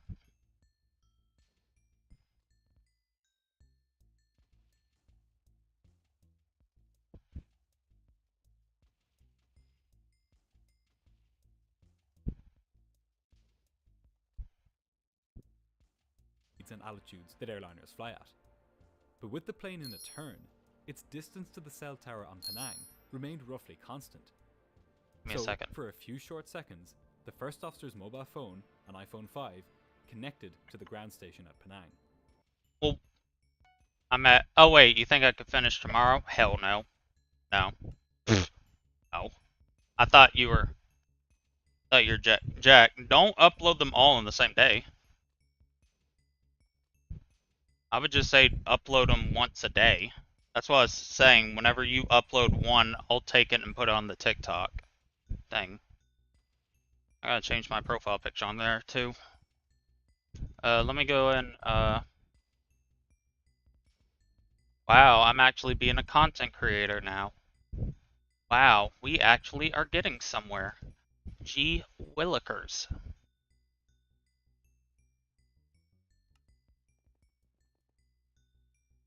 Oh, I should you know what I'm gonna do? I'm gonna take the fucking, I'm gonna take the Diddy one. Download.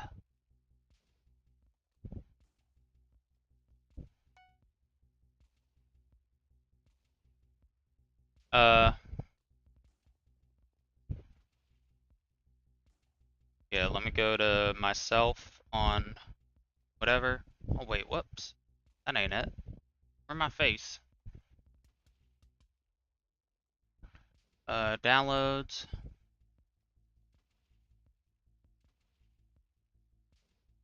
Alright, cool. But far from being able to make a call, all that Farik got was a brief, fleeting signal bar at the top of his screen. For a few seconds, the cell phone tower registered a signal hit, indicating that the phone was on, but nothing more. When the signal bar disappeared, Farik knew that he was truly out of options. Barely able to stand up from hypoxia and exhaustion, he made his way back to the cockpit door. Still in complete control, the captain rolled out on a northwest heading. Some have suggested that this turn around Penang was Zahari bidding a final farewell to his hometown. However, this is unlikely. For one thing, the turn began after the plane had passed the island, so it wasn't really a turn around the island. And besides, the turn was too shallow for the captain to have been able to see the island anyway. Sentimentality had no place in the cockpit of Flight 370. What mattered was the mission, and the mission was far from over. It had been just about 35 minutes since Zahari had depressurized the plane and turned it back over the Malaysian peninsula. He had managed to get across the peninsula without being Did you answer me? intercepted by fighter jets. Oh yeah, I did. I said, hell no, you aren't finishing tomorrow. 4 mil? Buddy, you better get that, prayer rug out. Start praying. But he still had a significant challenge ahead of him, because Malaysia Airlines had just found out that something was amiss with Flight 370.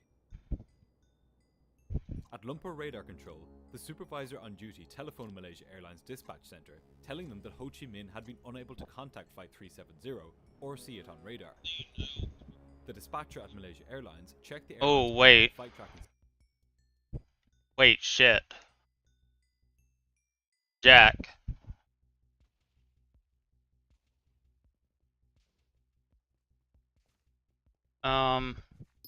I just realized when I download the video, it has a fucking thing on the side saying, YouTube Shorts. System to locate the flight on the map. It showed Flight 370 to be in Cambodian airspace. Of course, in reality, Flight 370 was nowhere near Cambodia. What the dispatcher did not know was that this flight tracking system didn't use live information from the aircraft to update its position. Rather, it simply projected its last known position out into the future. Since the plane's last known position was over the South China Sea, heading... You know what? You know what you should do, Jack, real quick? Upload the short to the channel, unlisted. I'll download it, and then we can delete it. What about that? That should be good. Northeast, that's where the flight tracker showed it to be. So far as Malaysia Airlines was concerned, and now air traffic control authorities too, that's where Flight 370 was. They had no idea that at that very moment, the aircraft was hundreds of kilometers to the southwest, in Malaysian airspace, speeding up the Strait of Malacca. But it still wasn't good news to the airline that one of its flights hadn't checked in with air traffic control. The dispatcher at Malaysia Airlines sent an ACARS text message to the cockpit printer, asking the pilots to contact... I appreciate this again, Jack, by the way. But this message didn't make it to the cockpit of Flight 370. The captain had stopped the ACARS from being... Yeah, like the video, like how you upload it as a YouTube short, instead upload it to the channel as like unlisted. I'll download it real quick and then I'll delete it after. Able to communicate with the outside world right after he had removed power from the SATCOM. Yeah, like as a video, but make it unlisted. Not a single clue about the aircraft's status or position made it back to air traffic control or Malaysia Airlines. However, even with the ACARS disabled, there was still one big thorn in Zahari's side. He knew that at Langkawi Airport, in the Malaysian state of Kedah, there was a primary radar. Matter of fact, let me do this he real quick. He also knew that the range of this radar was 200 nautical miles. For every second he spent inside the range of this radar, he risked being discovered and intercepted by fighter jets. Because he couldn't avoid this radar, this will be the first video I use. I do the shattered locket. Even at night, plenty of commercial aircraft fly up and down the Strait of Malacca, What on up? their way between Kuala Lumpur and Europe in the Middle East. Quetzal?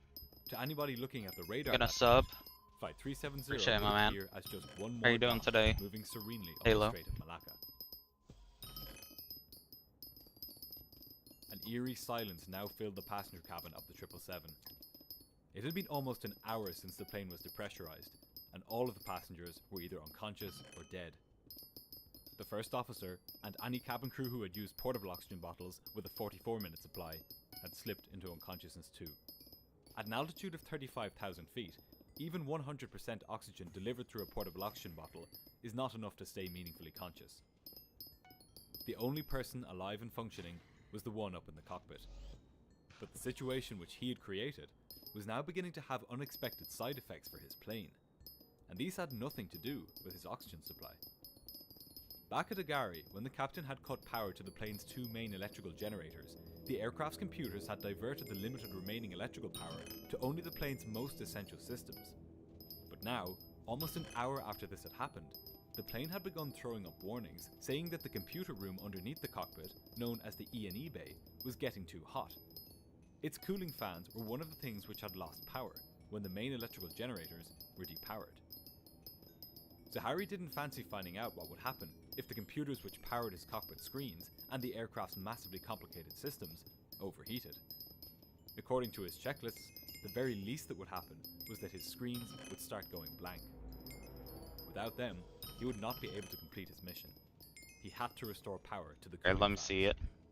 Flight 370 was nearing the edge of Langkawi's primary radar. After this, Zahari would be on the free, channel, totally unseen by the outside world. He decided that once he was outside of radar range, he would be safe. Only then would he restore full electrical functionality. Alright, let me check this real quick. Meanwhile, air traffic controllers in Malaysia and Vietnam were becoming increasingly confused. Malaysia Airlines operations had told Lumpur Radar Control that Flight 370 was in Cambodian airspace. Yeah, that's perfect. But as Vietnamese controllers confirmed, let me download the other 370 draft. was never supposed to enter Cambodian airspace. It was supposed to fly Alright, there we over go. Vietnam. Appreciate it. And besides, Cambodian controllers couldn't see Flight 370 on their radar. No, you're So, good. where was the flight? It didn't have the YouTube Shorts thing, so it's good. Appreciate it. Was it over Cambodia or Vietnam? Or was it in the air at all? In truth, all parties involved were being duped by the software Malaysia Airlines used to track flights, which merely projected the plane's last known position. I got them downloaded. In the cockpit of Flight 370, Zahari could see on his CCTV display that the first officer was laying slumped against the cockpit door. The one person who stood a chance at thwarting his plans had been eliminated. Just in case there was anybody left, he picked up the microphone and made a call on the intercom, asking for somebody to come and help him in the cockpit. He watched the display carefully. Nobody came. At just after 2:20 that night, Flight 370 slipped off the radar at Langkawi. Now, truly, the flight had gone dark. Over 200 people on board were dead, but at this point, an hour after it had turned back at Agari, barely a dozen people in the world even knew that the plane was missing. Zahari had been listening in to air traffic control on his radio set, and there were no signs of fighter jets being scrambled to intercept his plane. As it would turn out, military radar operators wouldn't even notice his flight on their screens until they played back a recording of them the next day. Safely beyond the reach of radar, and secure in the knowledge that he was now the only one left alive on board, Zahari was now able to restore full electrical power to the aircraft. He reached up to the overhead panel and re-energized both the left and right electrical buses. A host of onboard systems sprung back to life as the plane reconfigured electrically. The familiar hum of the fans below the cockpit resumed, and they began cooling the hot computers. Zahari had made it. He had done the impossible and made a Boeing 777 disappear into the night, never to be seen again. It would be morning before anybody began searching for the aircraft, and they would begin by searching the only logical place, the South China Sea, where the flight had disappeared from secondary radar. The sensible conclusion for rescuers to draw, given that the plane had disappeared suddenly and without sending a distress signal, would be that a bomb or catastrophic structural failure had downed the aircraft. Zahari knew that in the days and weeks that followed, it was possible that investigators would review tape recordings of primary radar and see that the plane had turned back at Agari and then turned again at Penang and flown up the Strait of Malacca. But he knew that this is where the trail would end. If authorities were smart, search and rescue operations would focus on the Andaman Sea and the Bay of Bengal. And this, in Zahari's mind, was the beauty of his plan. Because now, out of radar coverage, he would pull off his final trick. Once he had flown past the island of Sumatra, he would turn to the south and take his 777 deep into the southern Indian Ocean.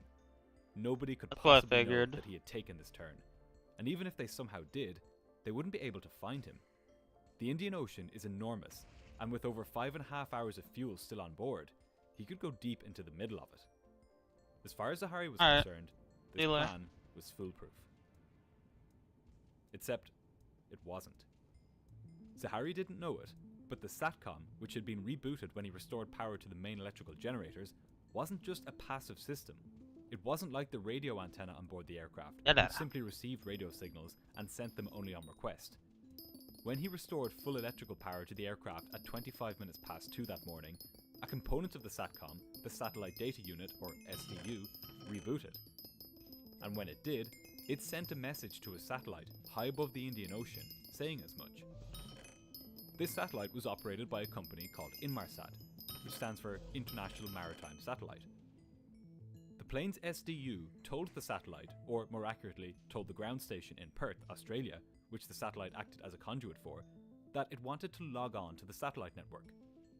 This log-on request was proof that the plane was still in the air, or at least that it was still intact. And what's more, every hour the ground station in Perth would send a message to the plane, which the plane would respond to, confirming that it was still on the network. What this meant was that Zaharie was dead wrong in his assumption that he had completely vanished. He continued up the Strait of Malacca, oblivious that he was carrying with him an enormous liability. But he couldn't be blamed for thinking that the SATCOM wouldn't give much away, other than the fact that the plane was still flying. After all, this log-on request contained no information. From the satellite's point of view, it just got a message from a Malaysia Airlines plane asking to log on to the network. This message didn't say where the plane was, or anything else of the sort. However, it did contain one piece of information, which, in a week's time, would shock the world. An engineer at Inmarsat would take a look at this log-on request and have an ingenious idea. Attached to the signal sent by the plane was a timestamp saying when it was sent. The satellite also recorded when it had received the signal from the aircraft. So, by comparing these two times, it was possible to determine how long it took the signal to reach the satellite. The engineer who looked at this data realized that because this signal traveled at a known speed, the speed of light, he would be able to determine how far the plane was from the satellite when it sent the signal. He carried out this calculation and got an answer for how far the plane was from the satellite when it sent the log-on request.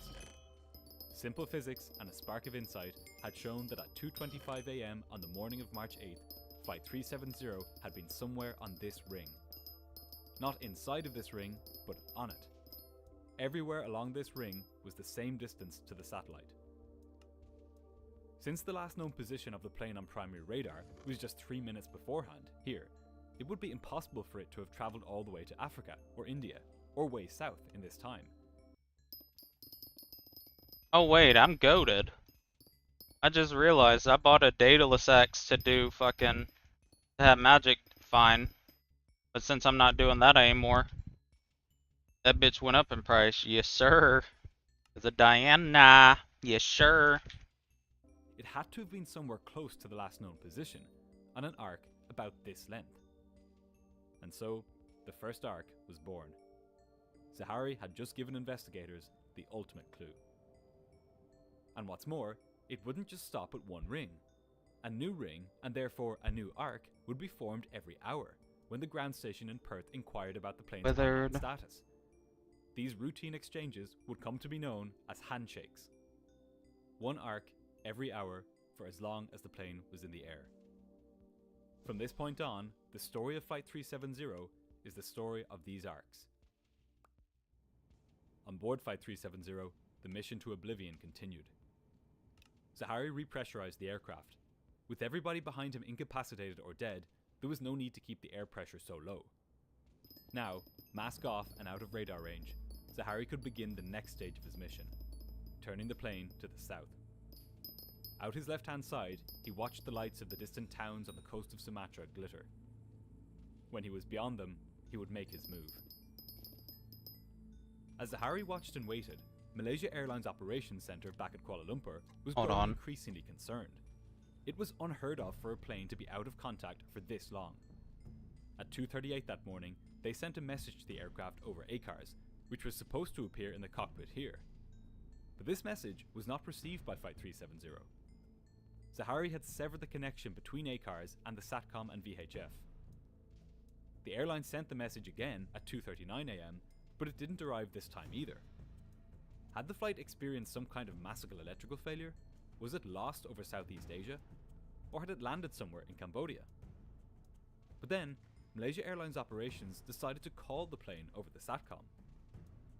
in the cockpit of Flight 370, the SATCOM phone rang. Zaharie saw the call come through on his screen. He now had confirmation that the airline knew that something was wrong with his flight. He watched and waited for the call to finish ringing. After a few seconds, it did. Zaharie wondered whether the ground would be able to tell the difference between a call which had gone unanswered and one which didn't reach the aircraft in the first place.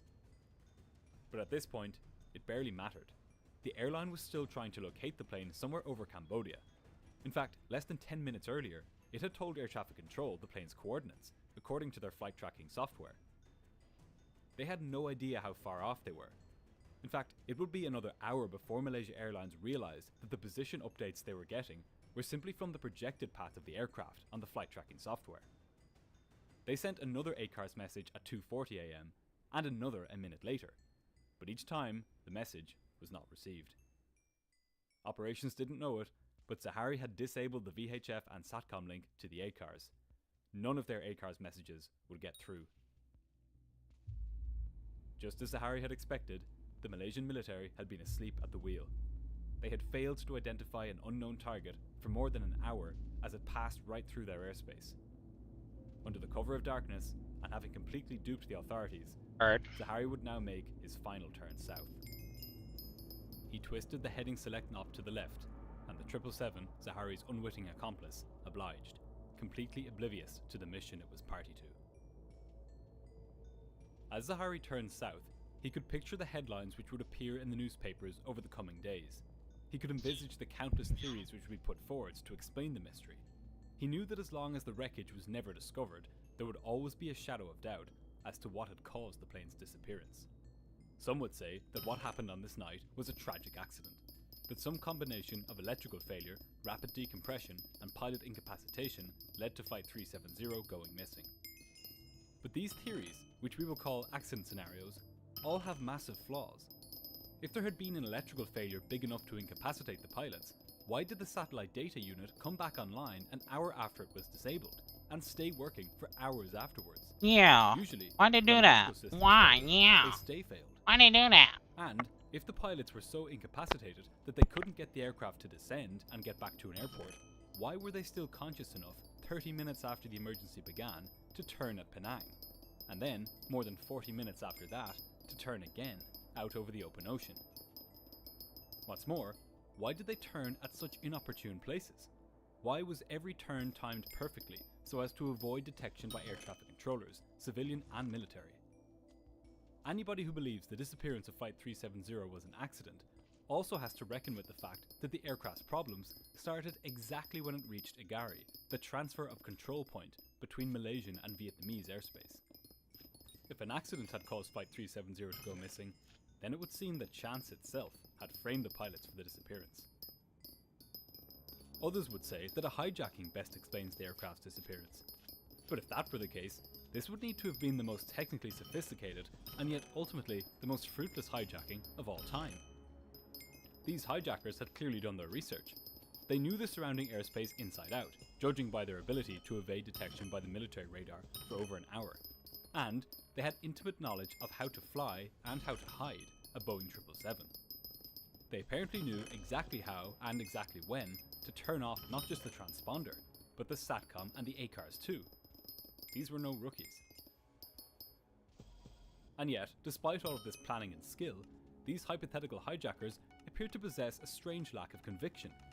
An hour after disabling the SATCOM, they were kind enough to turn it back on. They were also considerate enough not to crash into any buildings, and they were selfless enough not to make any demands of any authorities on the ground. In fact, if a terror group was responsible for the plane's disappearance, it was apparently humble enough not to claim responsibility after the fact. Because 9 years after the disappearance, such a claim of responsibility is yet to be forthcoming. This is not even to touch on some of the more outlandish theories, that the plane had been hijacked by the CIA via remote control, or that it had been sucked into a black hole, two theories of approximately equivalent likelihood. And that's only considering the evidence we've looked at so far. Those who believe this was an accident still have to contend with one more fact, and it's perhaps the most disturbing fact of all. As Zaharie headed south over the Indian Ocean, this strange series of events was oddly familiar to him. That's because, just over a month before this night, he had practiced this journey on his home flight simulator. Hi everyone, this is a YouTube video that I've made. On the evening of February 2nd, 2014, Zahari had taken a simulated Boeing 777 up to cruising altitude and flown it along the Strait of Malacca. There was nothing particularly unusual about this. Malaysia Airlines had plenty of flights which went up the Strait of Malacca, and, like many pilots, Zahari sometimes practiced flights on his home computer.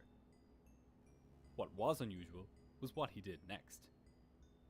Once Zahari had reached the end of the Malacca Strait, he turned the plane to the south, and then he used the flight simulator's map function to drag it deep into the southern Indian Ocean. From there, he set the fuel quantity to 0 and began gliding the plane. First, from an altitude of about 37,000 feet, and then from 4,000 feet. If this simulator route was a mere coincidence, then, once again, we would have to conclude that chance itself had it out for Captain Zahari on this night. Zahari undid his seatbelt and reclined in his seat. He gazed out into the darkness in front of him. For thousands of miles, there lay nothing but dark, deep ocean. Some of the deepest ocean in the world, in fact, and the most isolated too. Almost no shipping lanes traverse the southern Indian Ocean. It was now deep into the night on March 8, 2014. But this date hadn't been Zahari's first choice. On February 3rd, when he used his flight simulator to fly to the southern Indian Ocean, he had set the date on the simulator as February 21st. Fans of coincidence are now in for another treat, because on February 21st, Zahari had been scheduled to fly Flight 370 to Beijing. That date was his first choice. The day before the flight, on February 20th, Zahari deleted his flight simulator from his home computer and disconnected the drive it had been stored on. But February 21st came and went, and Zahari operated Flight 370 to Beijing as normal. The over 200 people on that plane had had a narrow escape. The passengers on the March 8th flight had not been so lucky. An hour since Malaysia Airlines had called Flight 370 over the SATCOM phone, the ground station in Perth initiated another handshake with the aircraft via satellite. The second arc was formed. A few minutes earlier, Malaysia Airlines had finally told Lumpur Control that the position information they'd been providing them with for Flight 370 had actually been based on projected position and not on actual position. Their focus on Cambodia had been a total red herring. At this point, controllers considered that the plane might be on its flight plan route, but that it had experienced a communications failure of some sort. They began contacting Chinese air traffic controllers, as by this point, the aircraft should have been in their airspace. If the flight was running on time, it should arrive in Beijing in just under 3 hours.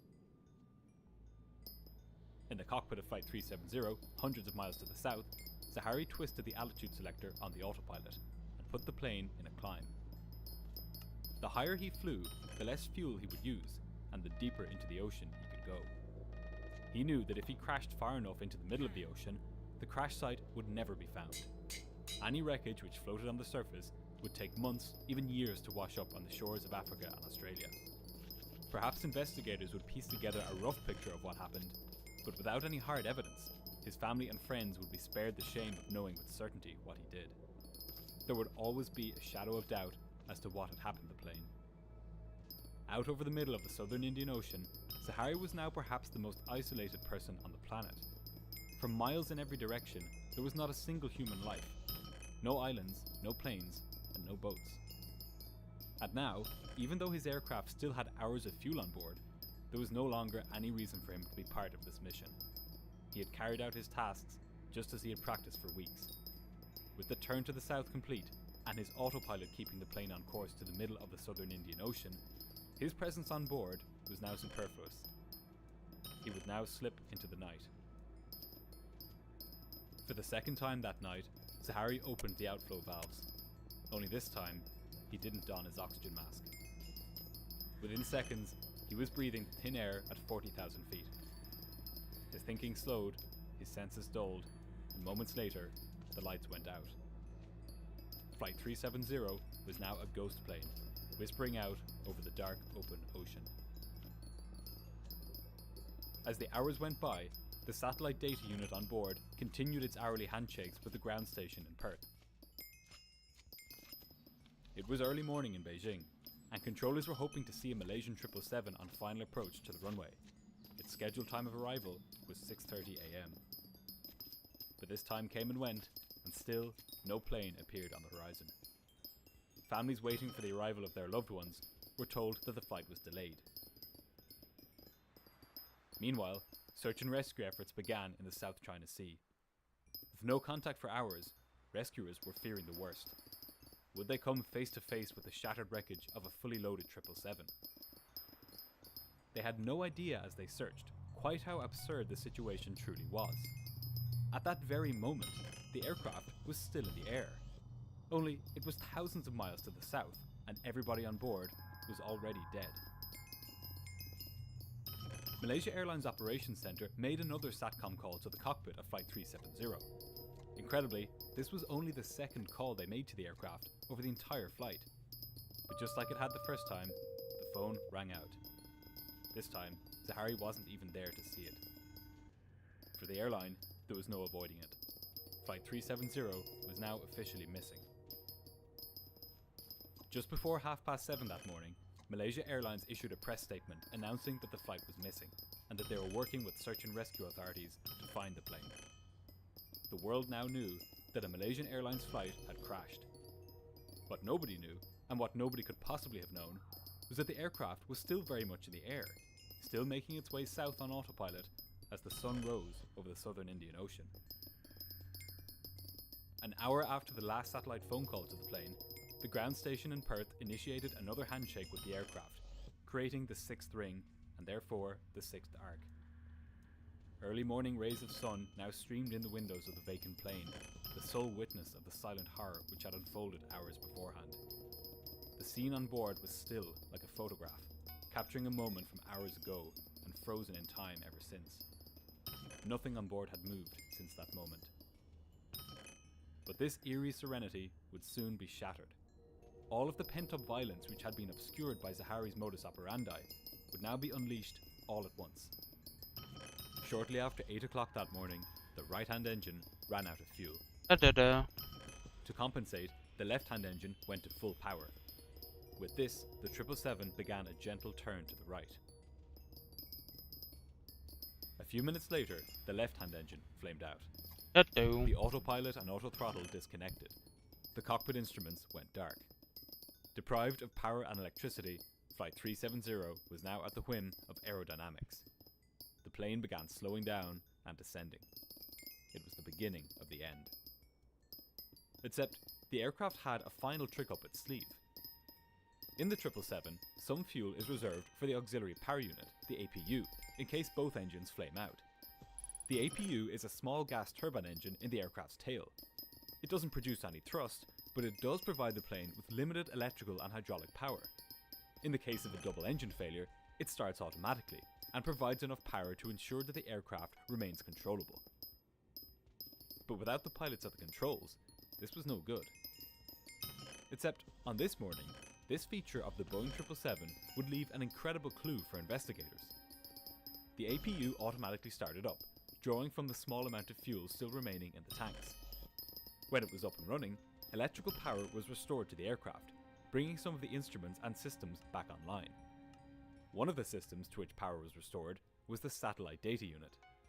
It sent a signal to the satellite above the Indian Ocean, just like the one it had sent almost 6 hours earlier, requesting to log on to the satellite network. This signal created a final ring, and therefore a final arc, the now infamous 7th arc. If the APU had not been restarted automatically, this signal would never have been sent, and we would never know where the plane had run out of fuel. This signal was different than the other ones which had been sent out over the Indian Ocean, in that it was not a handshake initiated by the ground station in Perth, but a log-on request initiated by the aircraft itself. Zahari could have had no idea that this arc would be created, pretty much confirming the plane's location in its final minutes. But this isn't where the story ends, because, as it turned out, there was one more thing which could be gleaned from the signals sent to the satellite by the SATCOM. As the satellite data unit of Flight 370 powered up, multiple aircraft systems took turns logging onto the satellite network, each sending a signal within a few minutes of the other. When engineers analysed the frequency of these signals from the 7th arc, they found something odd. They were at a lower frequency than all of the previous signals. After eliminating various possibilities, what remained was a clear answer. When Flight 370 sent these signals to the satellite, it was descending away from the satellite, stretching out the radio wave as it was being transmitted. This caused the satellite to receive a lower frequency signal. But investigators didn't stop there. By precisely comparing the normal frequency of the signals, which the aircraft had sent previously, with the frequency of the signals received from the plane on the 7th arc, investigators could determine roughly how fast the plane was descending when it sent these signals. At 19 minutes past 8 and 29 seconds, Flight 370 was descending at a relatively normal rate of about 4,000 feet per minute. 13. This is steeper than a plane would typically descend at, but it was within the ballpark for a normal flight. However, just 8 seconds later, when it sent another signal, the aircraft was screaming towards the ocean at an incredible rate of approximately 15,000 feet per minute. This was about 10 times the normal descent rate, and well beyond anything an aircraft like the 777 would glide at. Such an incredible rate of descent is consistent with the aircraft being in a steep turn, rolling onto its side as it fell towards the ocean. As the plane neared supersonic speeds, some of the control surfaces on the wing, including the flaperon, began to flutter before detaching from the wing. Less than 2 minutes later, Flight 370 plunged into the ocean. At 21 minutes past 8 and 7 seconds, one more signal should have been sent from the plane to the satellite. This signal never came.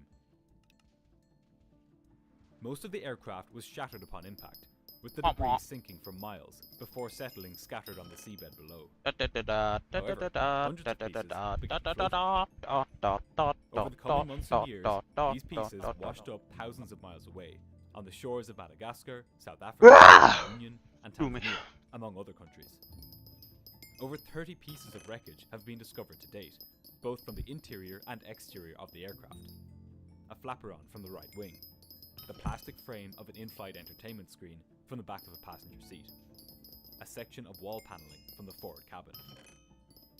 Many of these 30 pieces have been recovered by one man, Blaine Gibson, which, aside from being a testament to his perseverance and dedication, indicates that there are hundreds or even thousands of pieces still waiting to be discovered along the shorelines of Africa and nearby islands, if only governments were willing to look.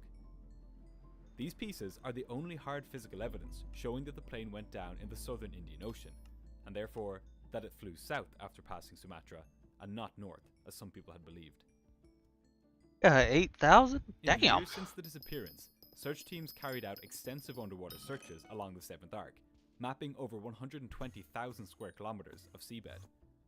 Shit. So far, the plane's wreckage has not been found. Today, almost 10 years since the aircraft went missing, all searches have been called off, pending new and credible information on the plane's final resting place. But there is still one final turn in the story of Flight 370. Let's say that at some future date, maybe decades from now, we do find the wreckage. Would this bring us any closer to understanding why the plane crashed?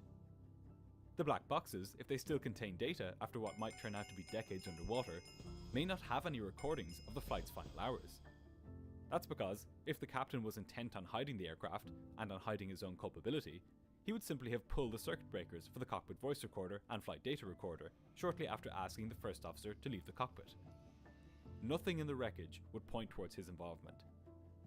Of course, such a finding as blank black boxes would be evidence in itself, but as always with MH370, the question lies in how this evidence should be interpreted. Those who favour accident scenarios would use this as further evidence that a massive electrical failure befell the aircraft, while those who think that Zahari crashed the plane would use this as evidence that he was responsible. When something as seemingly impossible as the disappearance of a modern airliner happens, we naturally want the cause to be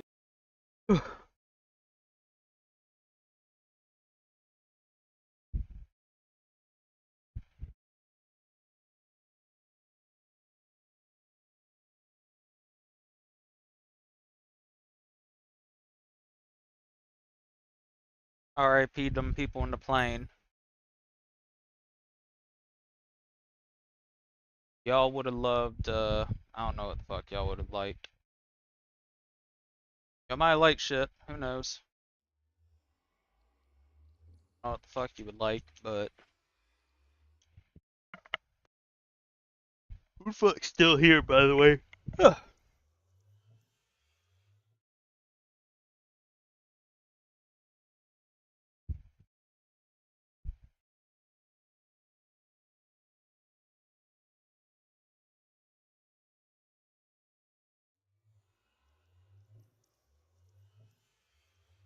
Just let me know. This is the, video called The Kennedy Assassination inside the book depository. Hello, Edge.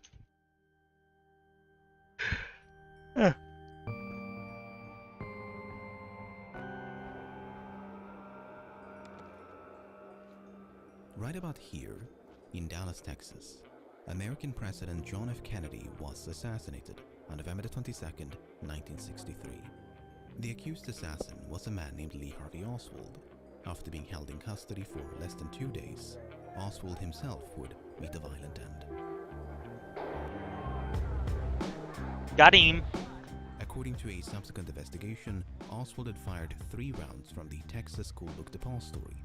Police recovered 3 shell casings and a bolt-action rifle from the 6th floor of the building. But the shooting of Oswald sparked immediate suspicions of conspiracy. Suspicions that persist to this day and have driven most Americans to reject the government's conclusion that Oswald acted alone. The arguments for and against conspiracy take many shapes and forms. Far too many, in fact, to do them all justice in a single video. Instead, in this video, I want to zoom in and focus on a very narrow slice of this case. Specifically, the events surrounding the Texas Skyblock depository. What exactly happened inside this building and where the shots yeah, that's that killed the videos